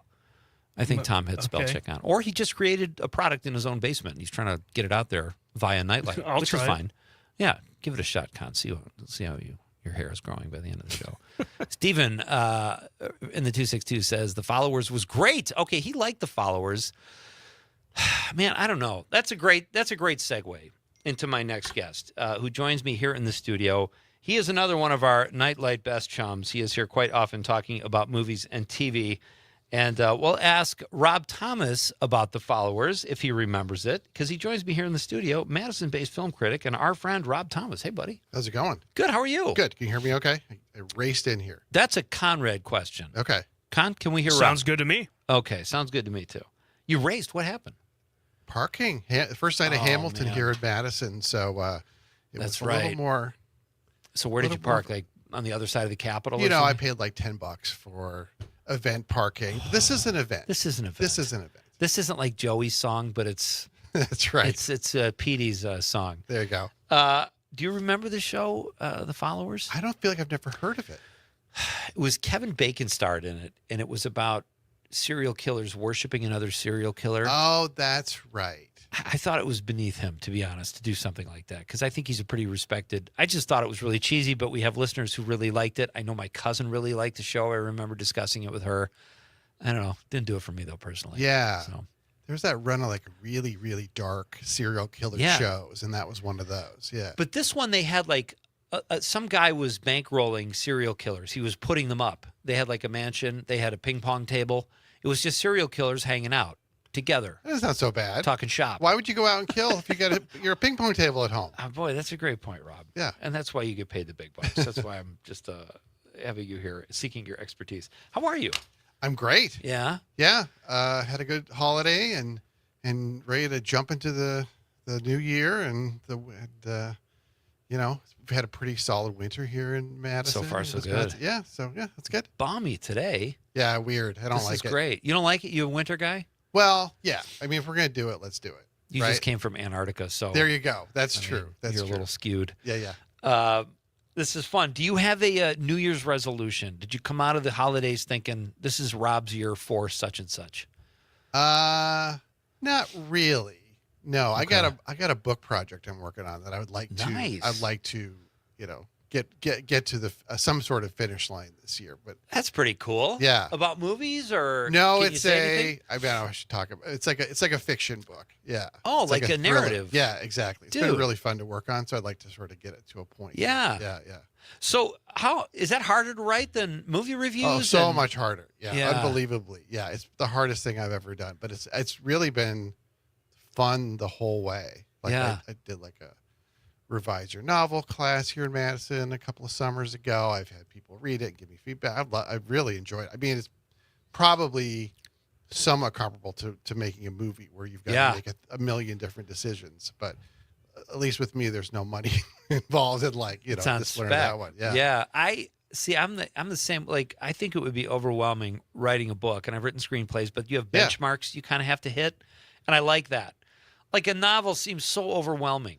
Right. Like, where do you go? It just seems like such a blank canvas. Yeah. So, I mean, just to say, I wrote like what I'm writing is like a heist, like an Ocean's 11 type thing. So, which is fun because there's sort of a very specific structure to that. Okay. So, like, I kind of knew, like, okay, now I got to have a new character. Now I got to have a new complication. So that helped me kind of go through it all the way. So that's fantastic. Yeah, well, good luck. Fun. Thanks, man. That's good. Yeah. What do you have you gotten the flu this year? No, I've been blessed. Bianca, our host of CityCast, has been laid out this week from it. It's a bad one this year. It is. Yeah, I got my shot, but that doesn't mean you won't get something. it. But at least it'll hopefully take the edge off. Yeah. We have. We know we're competing with Hamilton tonight. Not really, because it's not on the radio, but you thought you were going to be there tonight at first. Have you seen that show before? I have. Okay. My daughter and I, like, I don't know with you and kids, when they're younger, like they have like a year where they're just obsessed with something. Yeah. And that's what's going on. Like my younger daughter, there was a Frozen year. Okay. And then there was a Hamilton year probably 10 years ago when it first came out. We just listened to the soundtrack all the time. And then we went to see in Chicago, and it was fantastic. And so we might go together tomorrow night. Okay. Now she's now in college. She's older. Oh yeah. She's got other priorities. There's a boyfriend, Okay. and I totally respect all that. But, I remember thinking it was amazing back then, and And I don't know if you've ever seen it, but I saw it in Milwaukee with my daughter and my wife. I think if my daughter wanted to bring her boyfriend, I would sit between them. Is that something you would do during the? I don't know. Hamilton's not too hot and heavy when they're talking about the Constitutional Convention. It's not going to get anybody's motor running. Right, yeah. Do you have a favorite Broadway show? We talk about movies a lot, Rob. You write about movies, but as far as the Broadway stuff goes, do you have a favorite? That's a good question. I mean, Hamilton might be my favorite. I'm not that well versed in. Okay. I'm more in movie musicals, probably. Yeah. You know, like West Side Story, the original, I think is fantastic. Yeah. So I probably would love the musical version if I ever saw it. That's probably the big one, I think. Yeah. Okay. Yeah. I think Les Mis for me is probably but I know there are some people that think Les Mis is over the top or whatever it is, but I've seen it 3 or 4 times. Okay. I can't get enough. I'd go see it tomorrow at the Overture Center. I saw it once at Overture, and I also thought it was over the top. Yeah. But I mean, you know, if you're going to do it, you might as well do it. It makes you want to walk around and talk like this Right. with your hands. All right. Rob Thomas is my guest, folks. He is a Madison-based film critic. You can also see his work at CityCast Madison, where he is the newsletter editor. He does great work there. I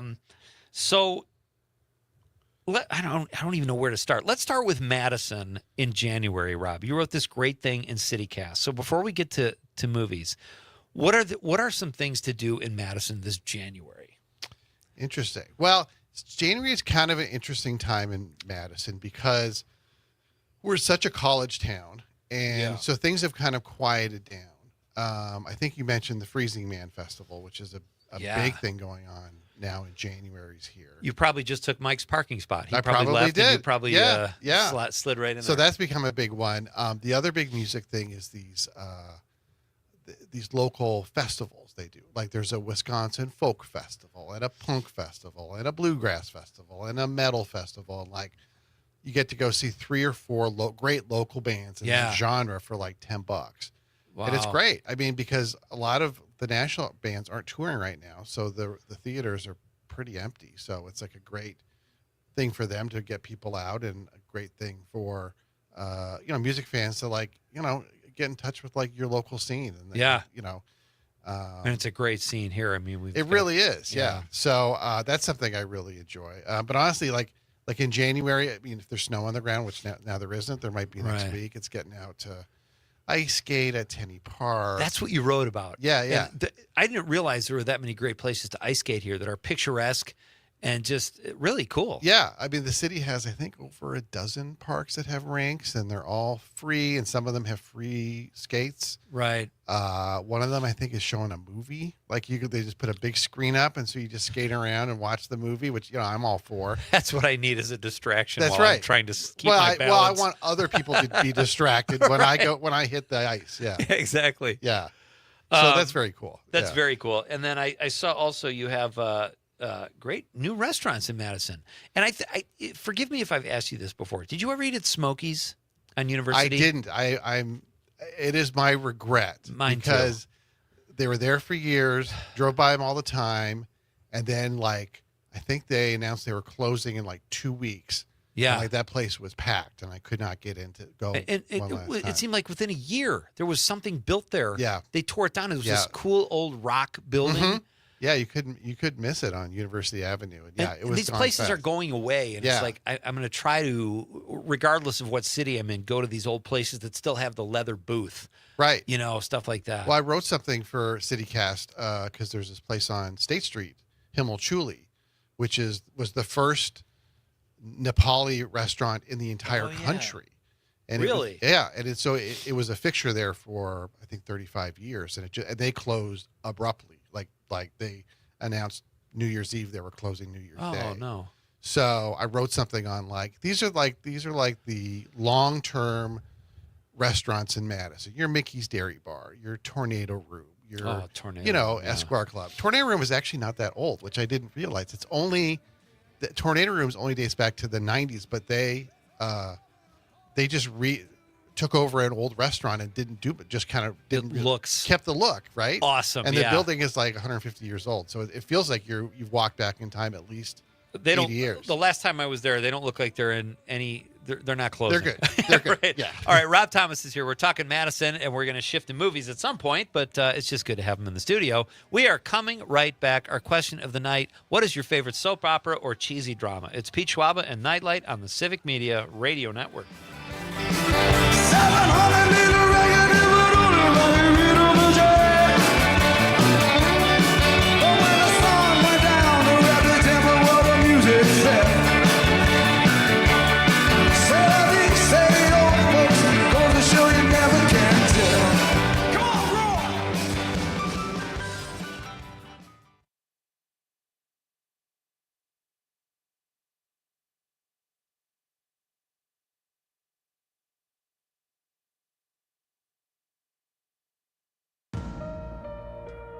Hey, Northeast Wisconsin, this is Kristen Ambos with the Always On Point podcast and Point Mortgage. On Sundays at 10 to 11 a.m., you'll find me on the Civic Media app, as well as 1590 a.m., 97.9 FM, and all podcast platforms where we'll discuss everything mortgage, real estate, and market related.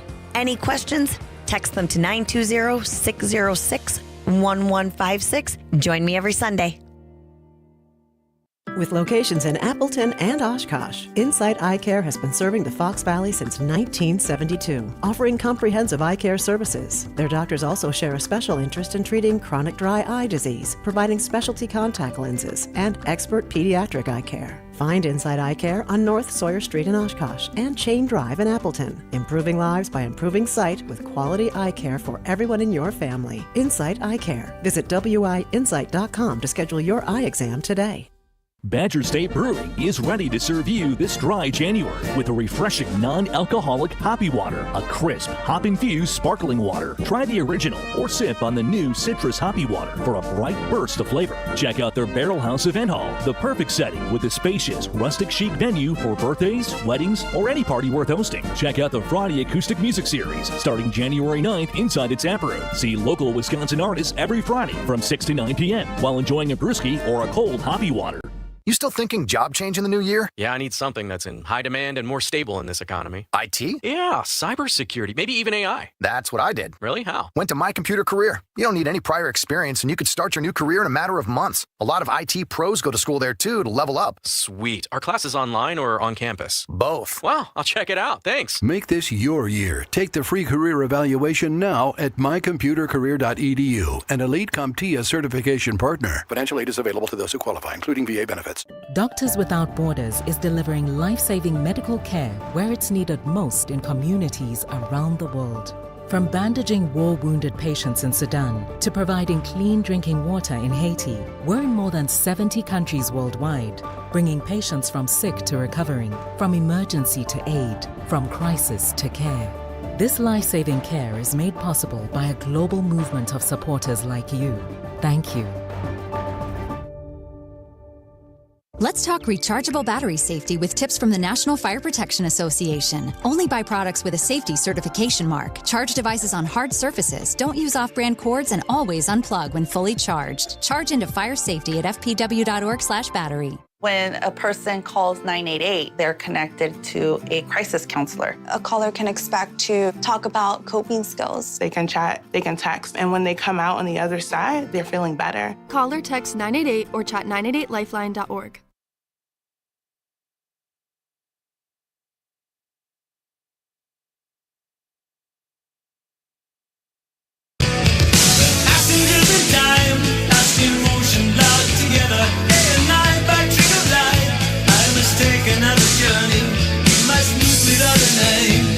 Welcome back. Nick from Marshall says his favorite cheesy drama is House. That's a good one, Rob. Did you ever watch that show? No, he was like the detective doctor or something. Right? Yeah, real kind of a bad attitude. I never watched it. I didn't know it was cheesy. I thought it was like this gripping drama, though. Right. But I guess it's all in the eyes of the beholder. This is Pete Schwaba and Nite Lite. Great to have you with me, folks. We're broadcasting live from beautiful Madison, Wisconsin tonight, and our question of the night is, what is your favorite cheesy soap opera or drama? Larry from Deerfield says, favorite soap, my sophomore year, 1971 and 72, an all-male dorm in a small residential private college. I don't know if I like where this is going. In Minnesota, I experienced an amazing phenomenon. A couple dozen guys would gather in this Chicago kid's room. He had the best TV to watch All My Children, AMC, and to boo Susan Lucci. That seems mean, Rob. Is that why she lost 14 times? Because she didn't have the college boy vote? He says she played heroine Erica Kane. I think it was therapy for most of them. I mean, without having watched the show, I kind of had a crush on her because they would always show her when she didn't win. I'm like, teen boy. I'm like, she's beautiful. How did she not win? Right. You know, that's I always thought she mentality. was the villain on that show. I don't know why I always thought that because I never watched it, but okay. She might be. Daniel from Menasha, Danny Wheels, says, soap opera answered Days of Our Lives. One of the many nicknames I've given my son over the years is Bo Brady, a classic main character from the show. Okay, Daniel. Thank you, sir. I'm sure your son appreciates that as well.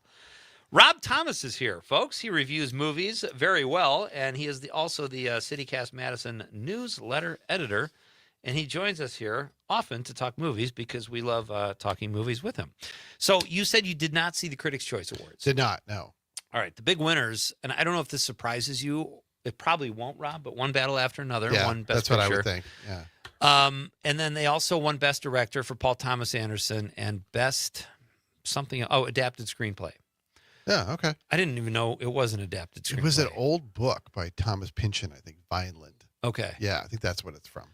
And I have to say, if you're Ryan Coogler, and I liked One Battle After Another, it's just more my kind of movie than Sinners. Sure. But I appreciate what was accomplished in Sinners.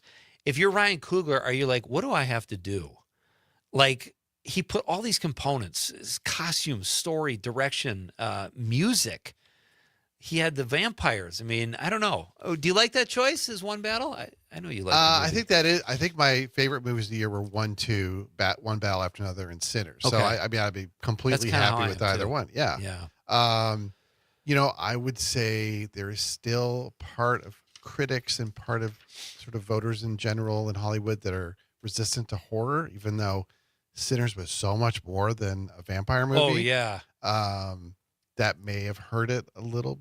I mean, hurt it in the sense of like second place instead of first place. Right. But yeah, it's hard to know, but it does feel like One Battle is going to be kind of the juggernaut this year. It's one of those, some of the years it's like, oh, could be 2 or 3 of these different movies. And this is the kind of year it's like, it's going to be One Battle After Another all the way. Yeah. It'll be interesting. Will that carry over, do you think? Like into the other award shows? Some years it seems like it does, and some years it seems like it doesn't. It's interesting because like critics don't vote in the Oscars, I don't think, right? It's all professional people in Hollywood. Correct. Yeah. So it shouldn't, but there's this like, I mean, it's sort of like the Golden Globes. Like the Golden Globes shouldn't have an effect because those are all foreign journalists. Right. But it's like people give it importance because it's like part of the Oscar campaign, and if you win, then you kind of build momentum. So it shouldn't, but it could in a weird way, you know, like it starts to make One Battle seem inevitable if it just keeps winning and winning and winning and winning. Yeah. I don't know what you would do. There was some talk of all the cast being nominated or for like a SAG, an ensemble award or something like that. But the other movies, I think, what else will get nominated? Like the Oscar nominations come out next week, correct? Is that right? I think it's next week after the Golden Globes. Okay, yeah, that's I know usually, it's like the holidays, and it's you're like, correct, oh my God. right? But you're right. It's usually like the Tuesday after the Golden Globes. That's right. Okay. Yeah. One Battle for sure. Sinners for sure. I think Hamnet. I think is one that I a lot of haven't people. seen that. Yeah, it's excellent. I think it's excellent. It's it's a very sad movie, but it's incredibly well acted. What else would I think Weapons? I don't see. I think that's what like horror is going to hurt it. Yeah. Train Dreams? I don't know. I think I feel like people are starting to discover that one. Yeah. But it's kind of slow. I think. I mean, you were raving about it last time we talked. I still haven't caught it. Yeah. Let me try and think. I'm starting to think maybe Kate Hudson might get nominated for Song Blue. She's getting a lot of attention. That'd be really cool. Marty Supreme, I think, is one that's going to get nominated. Still haven't seen it. I thought it was great. I think it's a very polarizing movie in some ways. Oh, wow. Did you see Uncut Gems? I did. It's like, if you want to be super uncomfortable and stressed for 2.5 hours, Marty Supreme is your movie. I was all for it, but like, it is like him just getting in and out of one jam after another.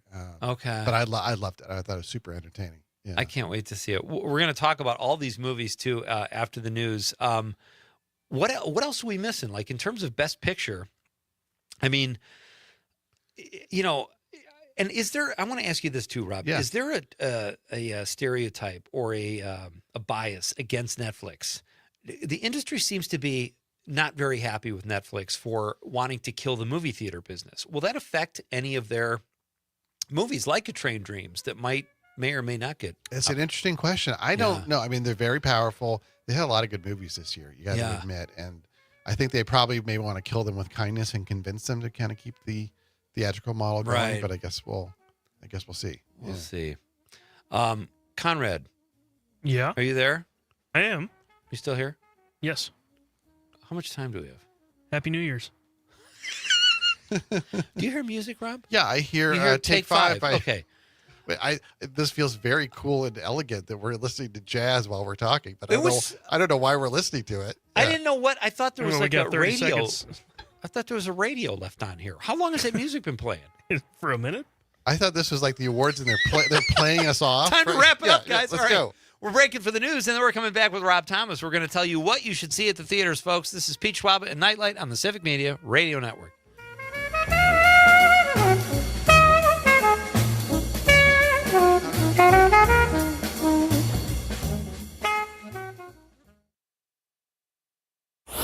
If it happens in Wisconsin, you'll hear about it on the station with local news and timeless hits. 97.9 FM, WGBW, Denmark, Green Bay.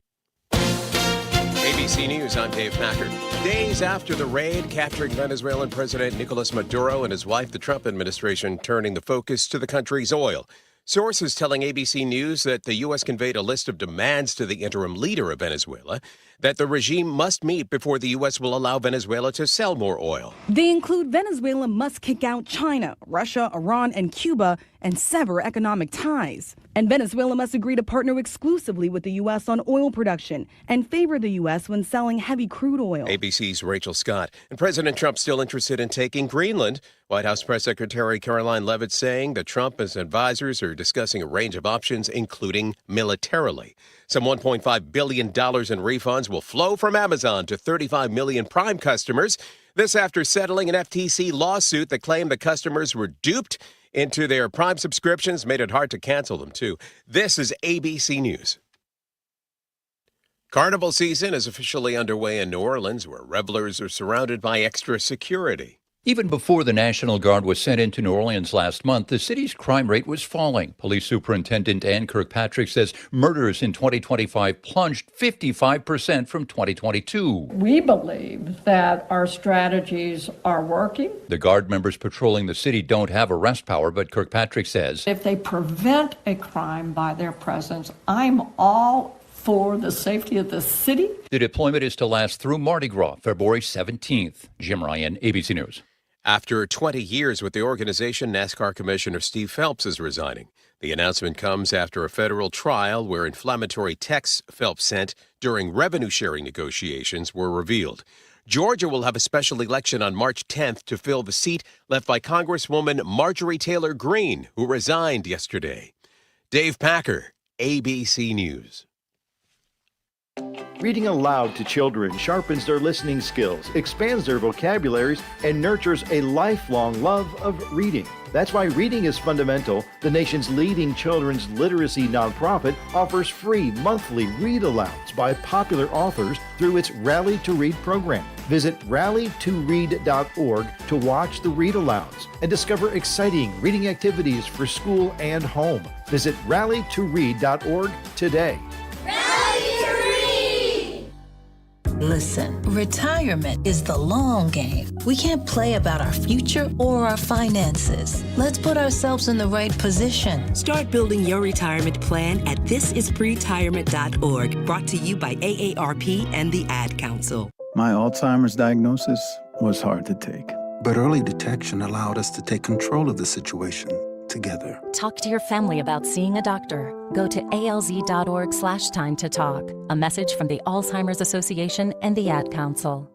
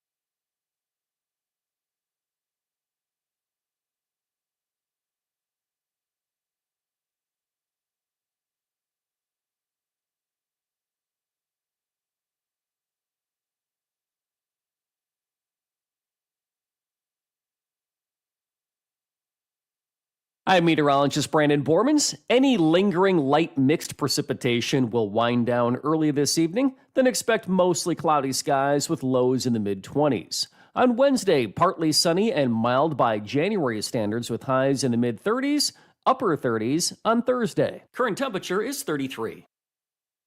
I'm Angela Bassett. For 33 million Americans, one bite can cause a life-threatening reaction. Now, there's a needle-free option for epinephrine. Learn more at foodallergy.org/ready-to-act. When a warrior faces adversity, he fights through it. He finds a way. Freedom isn't free. Rolling strong. Belief. Believe you can, and you will. Wheelchairs for Warriors provides mobility solutions to veterans and first responders injured in the line of duty. Join the mission and visit wheelchairsforwarriors.org. Kids across America are going to school hungry every day. With help from caring people across America, No Kid Hungry is providing healthy meals and hope to hungry kids so they can build better futures. Learn more at helpnokidhungry.org. We've all felt left out. And for people who move to this country, that feeling lasts more than a moment. We can change.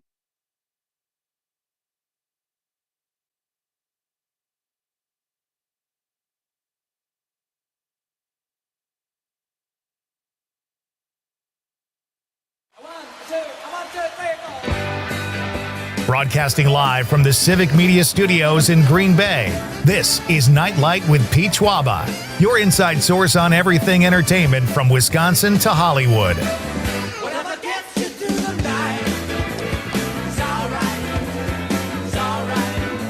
And now, a guy who once planted evidence so he could make a citizen's arrest, Pete Schwaba.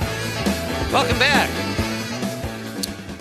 Great to have you with me, folks. We are broadcasting live from Madison, Wisconsin tonight. I am at our headquarters here at Civic Media over State Street. And Conrad, I have a confession to make. You were playing the music, but I heard, I swear I heard other music. And then Rob and I were talking during the break. There's a trumpet player down on State Street. So I don't know if you could hear that, but that's what that other music was. Like, why is he playing the music with 5 minutes left to go? He's pretty good. He's good. Yeah, we should throw a quarter out the window. He's better than Take 5 by Stan Getz or whoever it was. Great to have you with me tonight, folks. We are entering Act 3 here. At 7:35, my friend Jim McHugh will be here, a very funny Chicago-based stand-up comedian who is a Packer fan living in Bear Country. I am, of course, a Bear fan living in Packer Country, so he and I will have a fun Packer-Bear discussion. And I'm sure Conrad will join in there as well as the big game approaches Saturday night in Chicago. So that should be a fun talk. If you missed the rest of the show or are just joining us, Kristen Lyerly was here in Act 1 and talked about the flu and her recovery from a really, really crazy accident. She's lucky to be alive, and it was really great to talk to her and know that she's doing okay. And she also gave us some tips on how to avoid getting the flu. All of the previous hours are available in podcast form at civicmedia.us. And in hour number 2, Mike Gamal from Joey's Song joined us. And Conrad is back in Green Bay. How's it going there? I mean, it's rainy. It's gross outside. It's going to freeze. I'm going to be slipping all over. Oh, man. It's like 70 here and beautiful. Oh, really? Yeah. Oh, wow. I wish you were here. But I wish I would have came the down. Window open. Rob walked in Bermuda shorts and drinking a margarita. So our question of the night, folks, is what is your favorite soap opera? I thought of this last night because I saw that All My Children, I've already forgotten it again, came out in 1970. That was the anniversary of the date that the show dropped. So the question tonight is, what is your favorite soap opera or cheesy drama? So let us know. We'll get caught up on some texts pretty soon. In fact, I wanted to read Conrad's family is texting like, what is going on? Are you having a family reunion, Conrad? And they're all texting in at the same time? Look at this. So. We got Aunt Carla, Conrad's dad, Conrad's mom. It's awesome. Sydney Politics checks in on the stream and says, Happy New Year. Happy New Year, Sydney. Conrad's mom says, Hallmark mystery movies. Predictable, but still enjoy watching. You ever watch those with your mom, Con? I can't remember the last one. I don't like Hallmark movies really. So, do you like Lifemark movies? I love LifeMark movies. Have you ever heard our trailers, Rob? Our LifeMark movie trailers? I have not. Oh, man, are you in for a treat? If you don't like them, they're free. Conrad's mom also says, from Conrad's dad, tell him, one of my 2026 New Year's resolutions will be to make sure he has a Christmas tree in his new apartment. They were listening at the beginning of the show. She says, as Tiny Tim always says, God bless everyone. Thank you, Paula. And thank you, Steve. Your dad is making your mom text tonight, Conrad. You okay with that? All right. I'm all right. It's all right. In the meantime, folks, we have more time with our pal Rob Thomas, who joins me in studio. We were talking about award shows. We started with fun things to do in Madison in January. There's outdoor ice skating at several different places. You can read about all of this in the CityCast Madison newsletter, which Rob is the editor of. And a lot of fun inside events too, Rob. Great bands playing around town. That's exciting. Yeah. And the Freezing Man is Michael was here. We're rich in stuff to do even in January here. You know what? And all I do in January up in Marinette is try not to go outside. I need something, you know what I mean? Like a good concert or something. And there's good music. There are people to play, but man, it's tough to get yourself out of you probably have to, because you write about this stuff. You probably have to leave the house during the winter. I do have to leave. I mean, I have to leave the house for my own sanity. Okay. Yeah. I mean, when it's like dinner time, like, oh yeah, I haven't actually talked to anybody other than the dogs all day. Then it's like, then I have to go interact. I'm one of those people who are really chatty with the barista at the coffee shop. Yeah. I wanted to ask you, you also wrote something. The whole staff at CityCast did an article about food in Madison, the best food they ate in 2025, which I thought was another great angle that you guys come at things from at CityCast. You wrote about Detroit-style pizza. Can you explain? I've only had Detroit-style pizza at Little Caesars, like during a football game. Sure. And it was good. But is it just breaded, more bread? What is Detroit-style pizza? It sort of like takes the pizza right to the edge. And so instead of having the crust, it goes right to the edge, and then the edges are the cheese is kind of caramelized. Mm. And I didn't think I would like this because I spent a lot of years in Chicago. I like your deep dish. I like big crust. But there's a place in Madison called Molten Monkey Pizza. Love it. Great name. And a friend of mine were at a bar across the street one night, and we got it, and it was fantastic. Like it was definitely one of the best things I ate. Wow. In 2025. So, and I'm not. This is no shade against Little Caesars, but because you get two of them. You get two of them. Yeah. But it was incredible, and their pizzas are actually kind of smaller, so they're like great for two people. So you have leftovers, but it is a different way to do pizza. I think it may be a little faddish, but they really do it right there. I was so moved by what you wrote. You apologized to the city of Detroit for prejudging their pizza, as I recall. Right. Well, we had a long-standing grudge, me and Detroit, and me and the Motor City.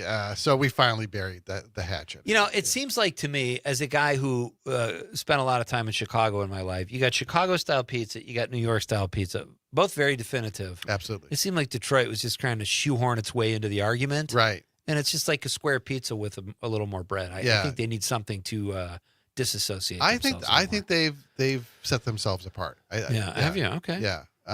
And you like Chicago pizza? I love Chicago pizza. Yeah. I mean, when you go to like Giordano's, there's like that hubcap of sausage.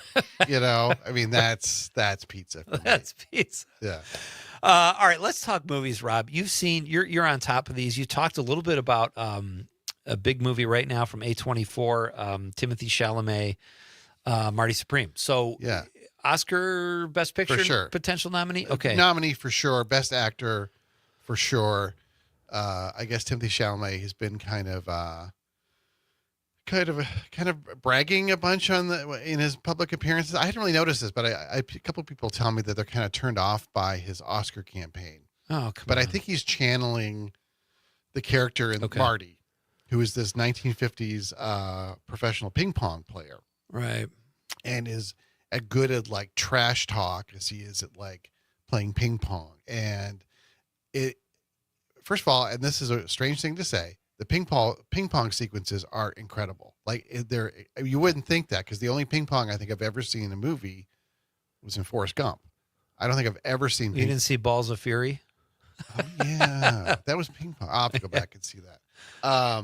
But very fast moving and exciting, and I really am amazed how they did it. It made it look real. Was it CGI? I think it was a mix. I think it was a CGI, but they like choreographed every shot, like almost like a dance. So they knew I'm going to slam it, I'm going to hit it, all this kind of thing. Yeah. But at like lightning speed. So it's really cool to watch. But a lot of this movie is watching Marty, who is, like I said, kind of an arrogant loudmouth, get into one jam after another, win a fortune, lose a fortune, be chased by gangsters, and he's all this trying to get back to the championships. Right. And one of the, I think Timothée Chalamet is fantastic in it. I think he's great. He's not particularly likable, but you're sort of on his side, even though he's a real punk, Right. And there's just such great casting throughout the movie where it's like Kevin O'Leary, the bald guy from Shark Tank, acts in it. What is that? I saw that. He basically plays a rich jerk, which is what he is. It's that typecasting. Guy, I can't stand that. Yeah, exactly. Guy. You can't stand him in the movie. It's like really good casting. Gwyneth Paltrow, who I don't think has been in a movie in quite a while. She's just too busy selling candles that smell like her private parts. Exactly. Yeah. I mean, that's a full-time job right there. But she's really good playing this movie star who is sort of like attracted to Marty but doesn't really know why. And there's just lots of little great supporting parts. Like there's this scene involving this farmer who's this really big, scary guy. And I was like, well, I don't know who that is, but he's great. And then I just read yesterday that was Penn Jillette from Penn and Teller. Oh, yeah. And you could not tell at all. Really? Yeah. So it's really fun that way, the way there's all these people who you might know in roles that you completely don't expect. So I thought it was super fun. The same director made Uncut Gems with Adam Sandler, which is an extremely stressful movie. Hard to watch. This is also very stressful. Okay. So if you're in for that, it's a really fun ride. Con, do you agree with that assessment? Because Conrad saw it and was raving about it. Yeah, I loved it. It was great. I loved the supporting cast just as much as Timothée Chalamet as well. I agree. Yeah. Was he better in this, Rob, than he was in the Dylan flick? That's a good question. Very different roles. Very different. Yeah, I think he's probably better in this one. Okay. Yeah. More to do or more to. That's what I would say. He's not just imitating. He's creating this original. Like I said, it's a hard job to play someone that brash and unlikable. And right. Yet you're still like, oh, I want to see this guy get what he wants. Rob Thomas is my guest. He's a Madison-based film critic who joins us here quite often on Night Light to talk movies, and it's always fun. We're talking about movies right now. You also saw, Rob, and I'm ashamed I have not seen this yet, and I want to get this woman on the show desperately. Song Sung Blue. Yes. Fun movie? Or heavy movie? Well, that's an interesting question. The first half of the movie, very fun. The second half of the movie, very dramatic and very sad.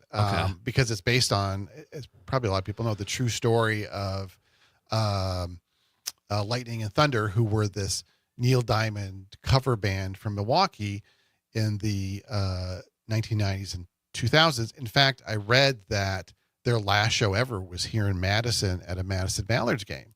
And yeah, that's crazy. And it was kind of like after that the guy he died from some kind of head trauma he didn't deal with or something, which is sort of played very differently in the movie.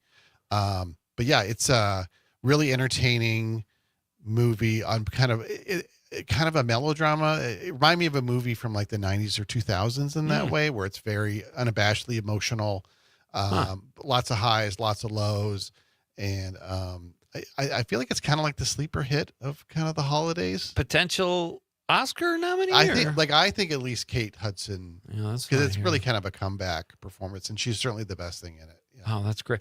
I have to see The Secret Agent. You talked about that last time you were on the show. It's reviewing outstanding. I can't wait to see that. Yeah. Is that playing in any theaters that you know of? I think it might be playing in. That's gonna be one of those things where if it gets, it might get a Best Picture nomination, and then if it does, it'll start playing a little more wide. Movie from Brazil, but it's an incredible movie. I think. Okay. Yeah. When we come back, we'll have Rob just for a few more minutes, but I want to ask him. I want to ask you where you're at with Pluribus. Okay. And then I got to ask you about The Plague, 100% on Rotten Tomatoes, and maybe we'll get into we'll do some thumbnail reviews of Anaconda, which I did not get to see last weekend because after the football games were done and I was watching one with my son, I missed it by like 20 minutes. And I really wanted to see Anaconda. I wasn't expecting it to be good, but I just thought it would be a fun movie to see with my son.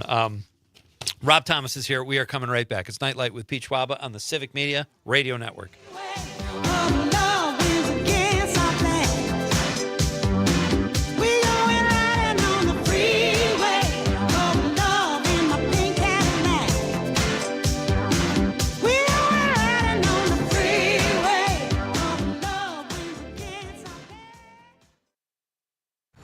From Denmark to De Pere, this is 97.9 WGBW. Sturgeon Spirits of Oshkosh. Next door to their cocktail bar and tasting room on Oregon Street is the Ready Room, open for your next event. A private bar with aviation-inspired detail. It's ideal for intimate parties, conferences, or special occasion parties and reunions. Sturgeon Spirits, 2663 Oregon Street in Oshkosh, and at grocery and liquor stores throughout the Fox Valley. Wherever you go, buy local, drink local, and take a piece of Oshkosh with you. SturgeonSpirits.com. Are you ready to learn how to play a new board, card, party, or role-playing game, but for a good cause? I've just the event for you. It's Amanda with another new Wisco 411.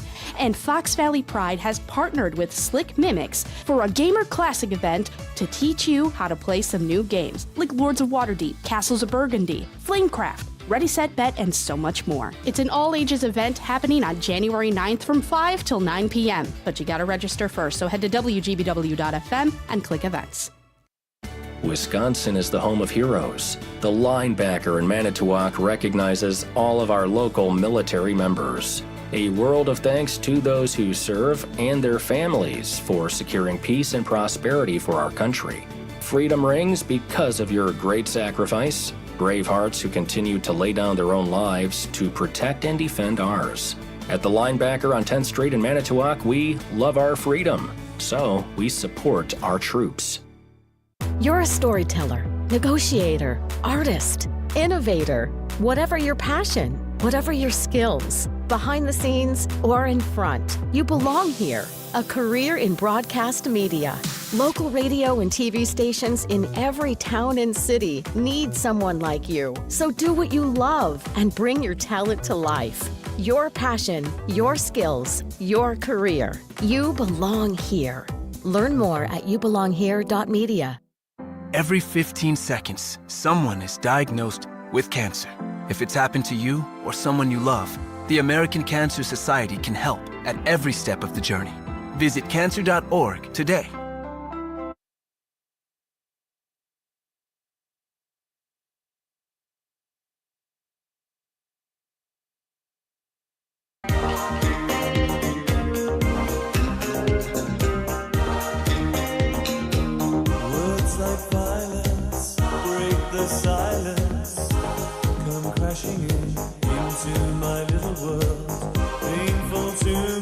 Welcome back. This is Pete Schwaba and Nightlight. I don't know what's going on with my mic here, Con.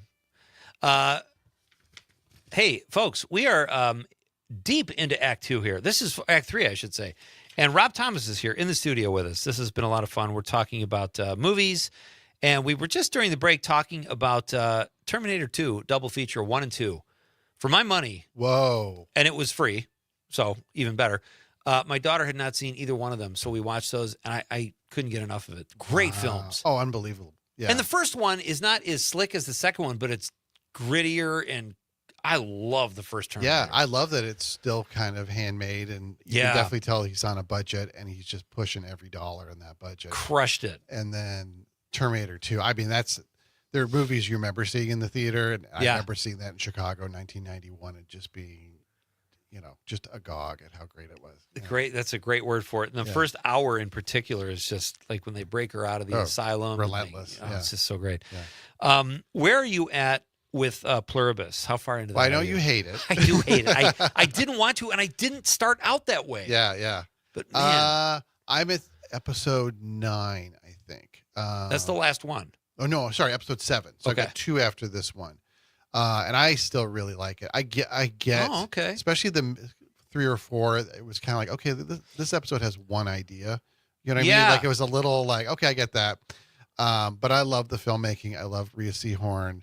I do want to see more characters, or I think I said that last time. It's basically a show with 2 characters, like the Hive Mind and Carol. And so, but the other guy, the guy who's sort of like the playboy, I don't know if you I love that guy. Yeah, I like him too, but he kind of fades out, and then they focus on the guy in South America. Right.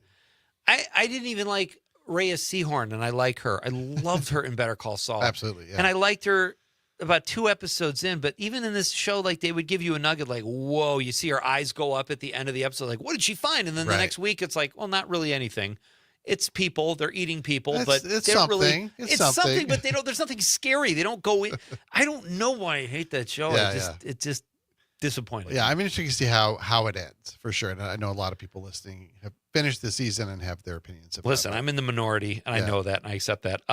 The other show you're really high on is The Diplomat. We love The Diplomat. That's the one my wife and I Tell watch. people why they should watch The Diplomat. It's so fun. It's sort of become like, I would say, like a very suspenseful West Wing, and that's about Kerry Russell and what's his name, Rufus Everett, I think. No, Rufus Sewell play. Oh, Rufus Sewell, yeah, I like him. He's great, and she's the ambassador to England.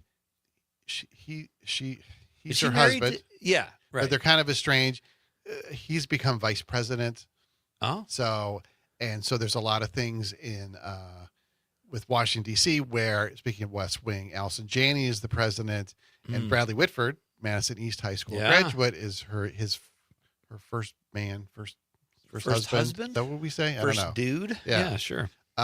Really entertaining show. Lots of twists and turns and great acting, and every season ends on an incredible cliffhanger, and this one was no exception. So that's what I'm really high on.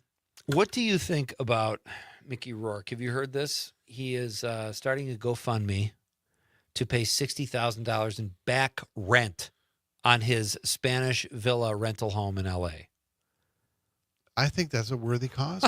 I mean, what else were you going to spend their money on right now? The sick child or the bloated actor? Right, right, yeah. I mean, that makes me mad. I know, but that's been Mickey Rourke his whole career. And he's a good actor. He's a good actor. He's just a wacko. But he's been a wacko since Diner, right? So, I mean, he's true to type.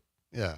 So would you say The Diplomat is your show that you could recommend the most right now? I think so. Okay. Yeah, yeah. And what about a movie? Like we talked about Secret Agent, all the movies we've talked about here. If there's one movie people could see this weekend, what would you tell them? I think to go see? I'm going to say Song Sung Blue. Okay. I think because especially since we're in Wisconsin. Yeah. And it's one I'm kind of come around to rooting for just because it is small. It's not Avatar. Certainly, it's we didn't not. even talk about Avatar. Right, Rob. right. Oh my gosh. Yeah. But it's just like that's when I think the most. That's when you can see with your mom. That's when you can see with your kids, and everybody we're really enjoy and be moved by it. Yeah. We do have about a minute and a half left, so we can dip our toe into the beautiful CGI Avatar Pandora. waters. Oh boy. Is it just me, or was the last battle the same exact thing? The exact same thing. It was.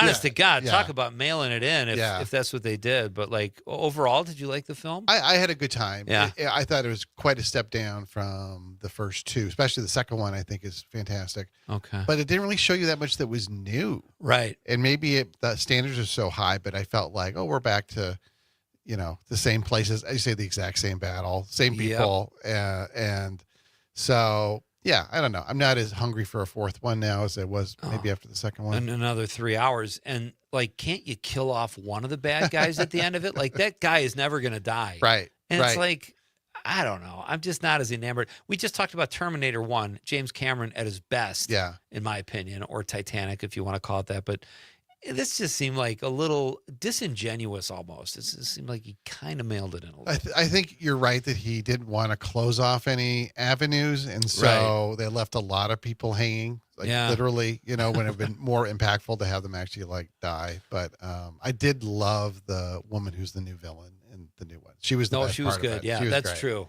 That's a great point. Yeah. Rob, thank you. Enjoy Hamilton tomorrow night. Thanks, Pete. Learn the songs, the raps before. You probably know the words by now, but This has been fun. Thank you for coming in. It's great to see you in Always person. Fun. Yeah, you too, buddy. That's Rob Thomas. Check out his work at Not That Rob Thomas Substack, where he reviews movies. And check out CityCast Madison, the CityCast Madison newsletter, where he is the newsletter editor. Great publication. We are coming right back for some Bears-Packers talk after the news. It's Pete Schwaba and Nightlight on the Civic Media Radio Network.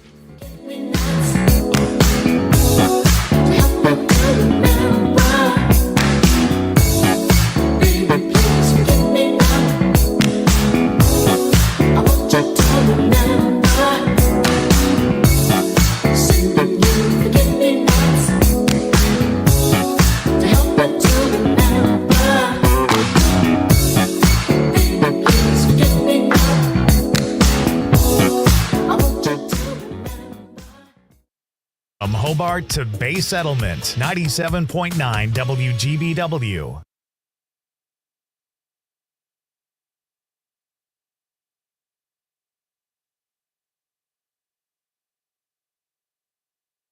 ABC News, I'm Dave Packard. Days after the raid capturing Venezuelan President Nicolas Maduro and his wife, the Trump administration turning the focus to the country's oil. Sources telling ABC News that the U.S. conveyed a list of demands to the interim leader of Venezuela that the regime must meet before the U.S. will allow Venezuela to sell more oil. They include Venezuela must kick out China, Russia, Iran, and Cuba and sever economic ties. And Venezuela must agree to partner exclusively with the U.S. on oil production and favor the U.S. when selling heavy crude oil. ABC's Rachel Scott. And President Trump still interested in taking Greenland. White House Press Secretary Caroline Leavitt saying that Trump and his advisors are discussing a range of options, including militarily. Some $1.5 billion in refunds will flow from Amazon to 35 million Prime customers. This after settling an FTC lawsuit that claimed the customers were duped into their Prime subscriptions, made it hard to cancel them, too. This is ABC News.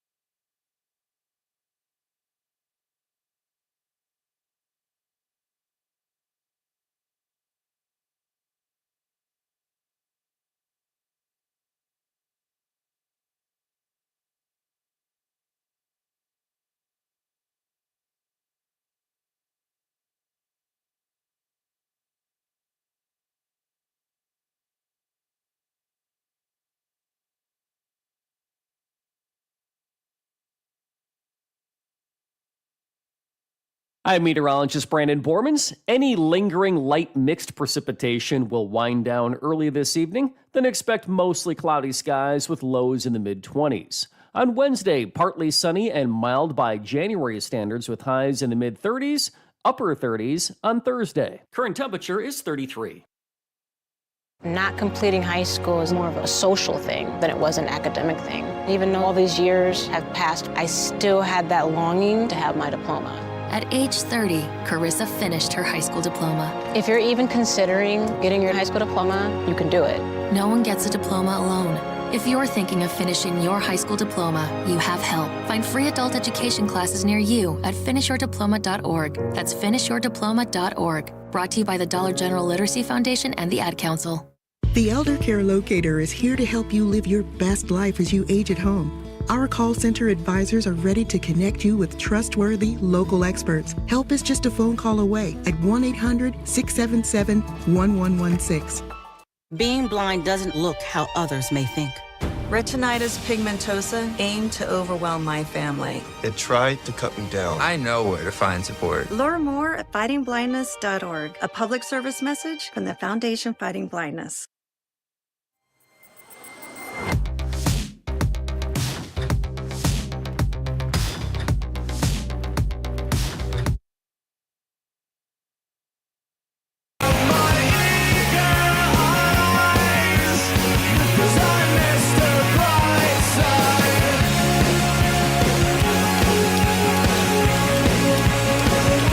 Welcome back. We are jamming through hour number 3 here. Just a couple more segments to go here, folks, as we broadcast live from Madison tonight. Conrad is holding down the fort back in Green Bay. And always fun to talk to Rob Thomas. Con, did you enjoy that? Yeah, and like you said, you got to go out and see Marty Supreme. It's great. I know. It's on my list. I might go see it tonight, or I'll see Song Song Blue, but we'll figure that out. You think so? Did you see Song Song Blue, though? Okay. Yeah, I think, you can see, Song Song Blue tomorrow. I could see both of them tomorrow. Yeah, you could. Maybe I roll into Green Bay a little early from Madison and see one of those fine films. Well, we know you're not going to, I was going to say, you're not going to go in the hot tub or work out anymore because of the convention no, I'm not, that's going on. Because of the theater convention. They'll be doing Shakespeare in the pool. So, folks, our question of the night, we will get to your texts very shortly, is what is your favorite soap opera or cheesy drama? We'll play catch up on some of these texts, a few of them from Conrad's family. And Carla is back in the mix. That's always fun to see. But right now, we are going to segue into another form of show business, and that is the world of professional sports, more specifically the NFL. And joining us now to talk Bears-Packers is a Packer fan living in Chicago. Can you imagine the horror, ladies and gentlemen? He is a very funny, talented stand-up comedian as well. Mr. Jim McHugh joins us over the stream. Hey again, buddy. Pete, great to be with you. Conrad, great to be with you. Thanks for hanging in Madtown, hanging out in Madtown, are you? Yeah, I do the show from here periodically. Always fun to come down here to Civic Media headquarters, and we're right over State Street. Jim, you probably worked funny business back in the day. I have many a time. It's a great place. Always love Madison. Great crowds. Just a lot of fun. If you're not having fun in Madtown, you're not even trying. Yeah, something's wrong. Exactly. Well, I love how you are representing tonight. You've got the Packers pullover on. You got a fire in the fireplace. You look like you are ready for January football, my friend. My question to you is, I think I shared this with you, Jim. I lived in the city of Chicago, just west of the Kennedy. Moved up to a very small town that you did stand up in a few years ago. We got to hang out in Marinette. Love it. I live there now. But I was a Bear fan in Packer country. You are a Packer fan in Bear country. When did you know you were a Packer fan? Well, this started many, many years ago. So it goes back to my father. I had 2 older brothers, still have 2 older brothers. My dad became a Packer fan. I don't know how it happened, but the long and short of it is, we had 4 kids. Vacations were not easy, so you went to the closest place you could. You went to Wisconsin, right? Yeah. Went to Wisconsin, went to the Dells. We ended up going up to Door County, and my dad was a Packer fan, so we'd watch the Packers. I was kind of ambivalent. Obviously the Bears were around. My brother were Bear fans. So anyway, but as a young kid, 10, 11 years old, we go to Door County on the way back. We stop at Lambeau Field, and it's training days. It's practice. And, you get a chance to I got a chance to meet MacArthur Lane and John Brockington, your idols when you're growing up. So, the one thing that's so unique about Green Bay is that the stadium and everything is in the middle of a town, it's just so cool to go in there and see, and they're very hands-on as far as, meeting the people. So a great time. That's how I became a Packer fan. And my dad, no longer with us, but, got a chance to get him to Lambeau a number of times and saw a bunch of great games. And it's not easy being a Packer fan in Chicago. I'll tell you that. My dad would walk around and walk the dog, and he'd have his big Packer jacket on. And of course, on a Monday after the Packers won, he would walk around really proud with that. Right.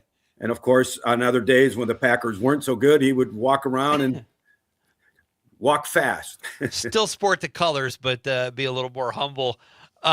It's interesting you say that because a mutual friend of ours, Vince Moranto, told me 20 years ago about the Packer Hall of Fame. And Vince is a huge Bears fan too. He goes, I'm telling you, even as a Bear fan, go to the Packer Hall of Fame. It is something to see. I brought my daughter there when she was 7. We went to the Train Museum, which is another amazing place to go in Green Bay. And then the Packer Hall of Fame. She loved it as a 7-year-old girl. Like, it's just a neat place. It really is. Green Bay does the best of anybody with all their history and all the accolades that they've done. And they just do a great job of presenting, all their history and, all the great players and everything that have, been on the Lambeau Field. It's just, it's a great, if you haven't been up there, you got to see it. You got to stop by. Yeah. Well said. I just want to let you know this, Pete. Yeah. Because it is, Bears Packer big playoff weekend. So what I'm doing right now, off to my left, and you can't see it, I could show you if I turn my computer around. But just to get in the spirit of things for this weekend, for this big game on Saturday, I have the November 9th game from 2014 on, when the Bears were playing the Packers up in Lambeau. And it's such a great game because the Packers were winning 42-0 at half. Oh, God, I remember. That's Mark Trestman. That's not even fair, Jim. What a horrible I don't coach care. he I'm getting was. ready for the game this Saturday. I got to build up. I'm going to have the NFC Championship game on after this. Oh, so, man. When Randall Cobb went down the middle of the field. So, all right. So how do you rectify living up in Marinette and being a Bear fan? It's in my blood. It's where the memories I have of watching Walter Payton, going to Mass on Sunday mornings, going to Dunkin' Donuts after, coming home and turning the Bears game on the northwest side of Chicago where I lived.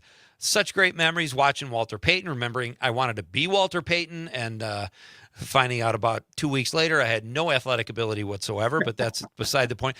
But, just all that stuff, it's ingrained in you. And when I lived, I didn't understand the rivalry until I moved in junior high to Marinette, and people were like really passionate about this rivalry. I knew it was a rivalry. I had Packer fans in my extended family, but you kind of dig your heels in more when you feel people in your face. Like when I lived in LA for years, I was kind of like, oh, it's the Packer. Like, I didn't have Packer fans all around me, even though there are some out there as well. But when you're in the thick of it, and maybe you feel this too in Chicago, you really dig your heels in and you stick to your guns. Yeah, you do. The thing is, we've, at least for the Packer fans, we've had the luxury of having a long time of great success over the years, ever since we got Brett Favre and everything else since then. We had some rocky road before that, but the Bears, they're having their renaissance right now. They're all excited down here. They all think they're going to win on Saturday, which, the way they've been playing, you can't ever discount them. But I don't know if you heard this breaking news. I love it. Micah Parsons is going to play on Saturday. On crutches. On crutches. You're going to be out there on crutches. Because, even with Micah Parsons on crutches, even if he didn't move, that Caleb Williams is not going to go run anywhere near him. He's got a walking boot and crutches, and he'll still get a half a sack somehow. Yeah, he will. He will get a half a sack. Do you have Conrad has already predicted. He's predicting a Packer victory. Yes. What do you think, Jim? Are you with Conrad there? I mean, the Bears have lost 2 in a row. They haven't looked particularly good, even on offense. The Packers have dropped 4 in a row for different reasons. I used to think the Bears had injuries this year. The Packers are really injury-riddled right now. What's going to happen this weekend? Well, here's what I think is going to be the biggest key of the game. As you remember, the last time the Packers and the Bears played, the Bears won. And they won, in a matter of within the last game. 2 minutes, got in the overtime, and then So here's my point. Romeo Doubs is going to be out of his mind this Saturday because he wants to make up so badly for that mishandled onside kick. So he's going to have a big game. Now, and if you didn't see the game the other day when it was the Bears in Detroit, did you see that game? I did. Yeah. So if you're Matt LaFleur, I do my best Jaden Reed, St. Brown impression and just run the same exact patterns and the same exact plays because he was wide open and the Bears defense can be scored upon. So I think, Jaden Reed's going to have a big game. I think Romeo Dobbs going to have a big game. And I think you're also going to see Josh Jacobs, who's been held out. He's a guy who's a big game player, Josh Jacobs is. So I think he's going to have a big game. So Jim McHugh is my guest. He's a very funny Chicago-based stand-up comic and Packer fan. We are talking Bears and Packers. He and Conrad are both predicting a Packer victory. Here's what's happening, Jim. I have so much trauma, and the Packers have ripped my heart out so much over the last 25 years. I just, in that game, the last game the Bears came back in the last 2 minutes, that almost made up for a lot of it. But it's still there's been too much heartbreak. I won't predict a game. I will say the Bears can't stop the run, and they have no pass rush. So, and I'm not convinced they can win a shootout. They almost did with San Francisco. They can put points on the board, but they haven't. So I really have no idea what to expect. I have to be honest. And Jordan Love could come back and be rusty. He could come back and have something to prove. Who knows? I don't know. But who's the better quarterback right now, Jim? Oh, Jordan Love is definitely the better quarterback. He's better seasoned. But, Caleb Williams is on the come. He's going to get better every year. And Ben Johnson is kind of getting him a little bit out of some bad habits, which is good. He still throws the ball. He's not as accurate as he needs to be, but he's very elusive. So I think that's going to be an interesting part of how the Packers contain him and don't let him get outside. I think the Packers linebacking core is very stout, and he's not going to get very far between all the linebackers, Quay Walker and I'm just drawing a blank, but the other guy, Gary. Rashawn Gary, defensive lineman, and Lucas Van Ness. They have to make an impact. We'll see. Here's what I think the key to the game is. More than anything else, the one thing that the Bears have done better than any team this year is gotten takeaways. So if the Packers can stay clean and don't turn the ball over, it's advantage Packers. If the Bears get if they get a fumble or interception, obviously things turn and it's advantage Bears. And it obviously depends on when they get those turnovers. As we found out last time, the Packers have been coughing the ball up right by the goal line, going in to score. Yeah. So they cannot do that. They have to get in the red zone and they have to score. Two more questions for you, Jim. Who's the better coach? Who's the better coach? Boy, I would say, Matt LaFleur. I mean, you have to go with what he's got going, what he did, because his record speaks for itself. He's one of the best coaches that's ever been around for the time he's been. He's only George Seifert has a better record than Matt LaFleur. Is that right? So, no kidding. Wow. I feel like I don't want to say unappreciated. Con, what do you think? I feel like LaFleur, Packer fans seem very impatient with him, and I think he's a great coach for a young quarterback. I enjoy watching Matt LaFleur. Some of his play calls can be questionable, like the screens and stuff. But other than that, I think he's a good coach. Okay. I think that the Packers fans just worried like right away, instantly. It's like they don't give him a chance. They're always looking over. You're always looking over your shoulder at the next, for the next coach. I don't know what you're doing here with Matt LaFleur. He's proven himself. Obviously, it looks like Jeff Hafley is going to be out the door after this season. So. Jim, thank you so much. Before we let you go, we got about 30 seconds. Favorite all-time Packer? Oh, Ray Nitschke. Oh, wow. And what a favorite all-time Bear? Dick Butkus. But I knew you were going to say Butkus. That's I had a chance to do a show, and it was a dais, and right to my right, immediately to my right, is Dick Butkus. I mean, literally within a foot from me. I mean, It was the most scary show I've ever had in my life. You're the best. Thank you, Jim. And good luck this weekend. Whatever happens, we're still friends. Oh, you got it. Go Pack, go. 31-21. Oh, Pack. Interesting. Jim McHugh, ladies and gentlemen, thank you, sir. We are coming right back to finish up with all of your texts, folks. This is Pete Schwaba and Nite Lite on the Civic Media Radio Network. We don't stop.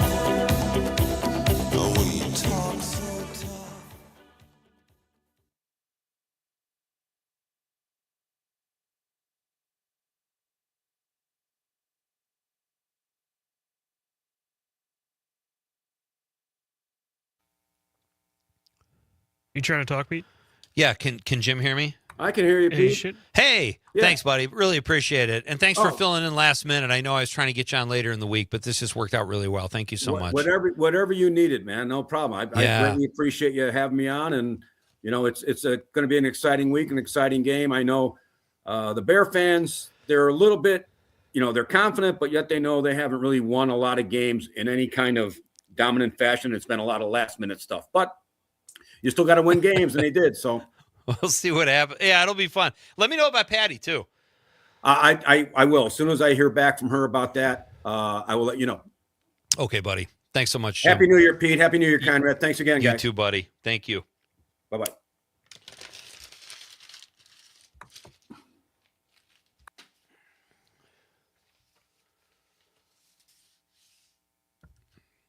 Hey, Pete. Yeah. You got the beats ready to go? Yeah, right? I got them ready. Let me see where we left off here with texts. I think Carla. Yeah, Carla. No, Larry from Zero. Oh, wait. No, I read that one. Daniel. Yeah, Carla. Doctors Without Borders is delivering life-saving medical care where it's needed most in communities around the world. From bandaging war-wounded patients in Sudan to providing clean drinking water in Haiti, we're in more than 70 countries worldwide, bringing patients from sick to recovering, from emergency to aid, from crisis to care. This life-saving care is made possible by a global movement of supporters like you. Thank you.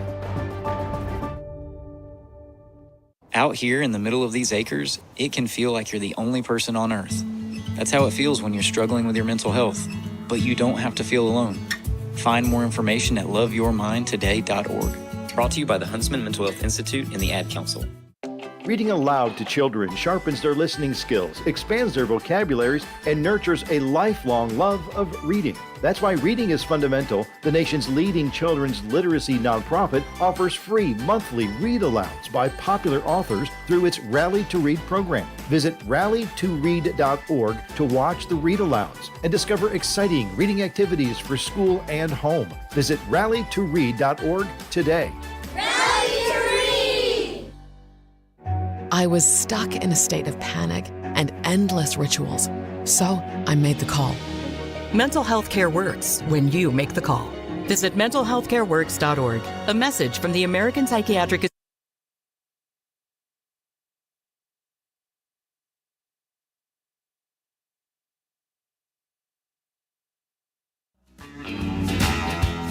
Get up home. I wanna drive them home. When you're feeling blue, I'm thinking just of you. Welcome back. I would like to thank all of my fantastic guests tonight, Dr. Kristen Lyerly, Rob Thomas, Mike Gamal, and Jim McHugh. And I'll thank you for all your texts and calls. We got to play catch up here on a few texts. Your Aunt Carla's back in action, Conrad. Yeah. So this is from Aunt Carla in the 608. She says, hello from Grandma Krieger. She wanted to say her most and always daytime drama is Days of Our Lives, a faithful viewer for 40 years. Hi, Conrad and Pete. Happy New Year. Love, Grandma Krieger.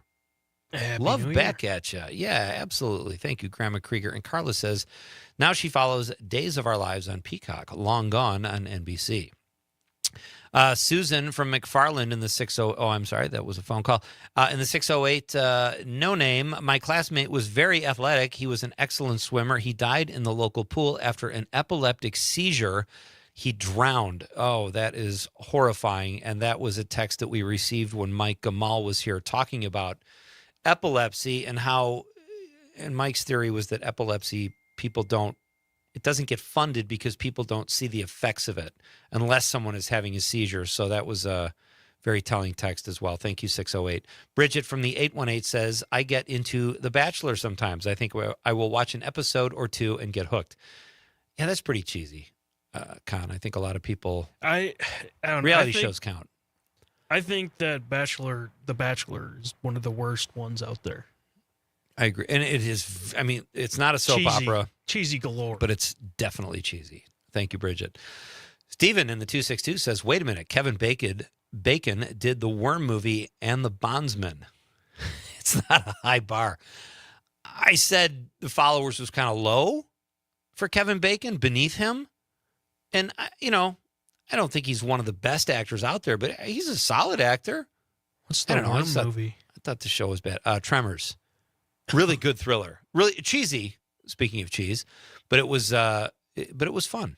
And the dad from Family Ties was in that too. Tom from New Berlin says, Pete, been watching Trailer Park Boys. Does that count?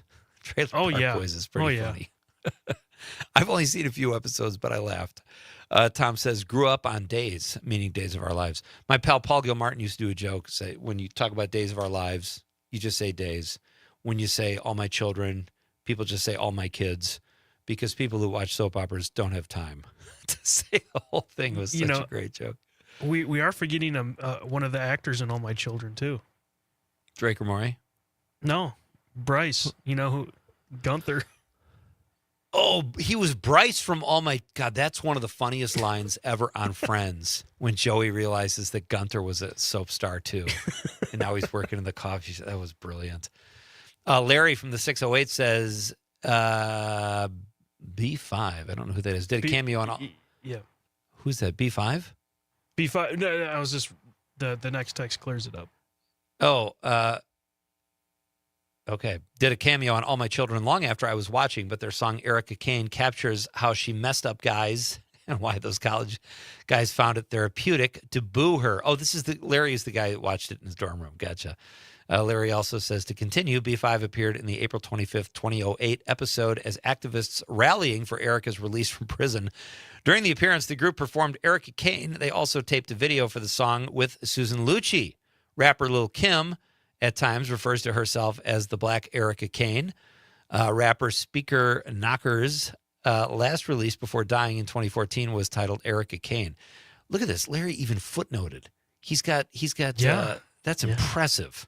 The homework that went into that text.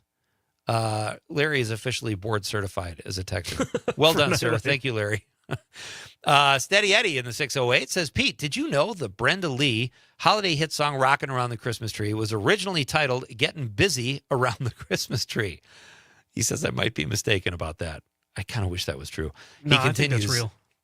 He continues saying, maybe you could sing a few bars, Pete? Nope. Never too early to put your listeners in a holiday mood. Sing it like no one is listening. Only 350 days until Christmas. Brenda Lee was known as Little Miss Dynamite. She was 4'9", but could rock out a tune like few others. Steady Eddie. P.S. Downton Abbey, great soap opera. Oh, that's interesting. Steady Eddie also says, who killed JR? I watched Dallas back in the day. Pretty good.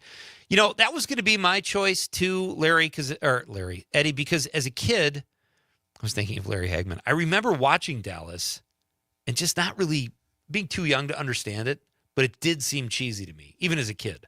That's a great choice. On the stream, Dave says, our pal Dave says, Days of Our Lives. Okay. And he says his wife likes General Hospital. I just never got into soap operas. I always felt like soap operas always involved some type of hospital. And I just didn't want to get into that.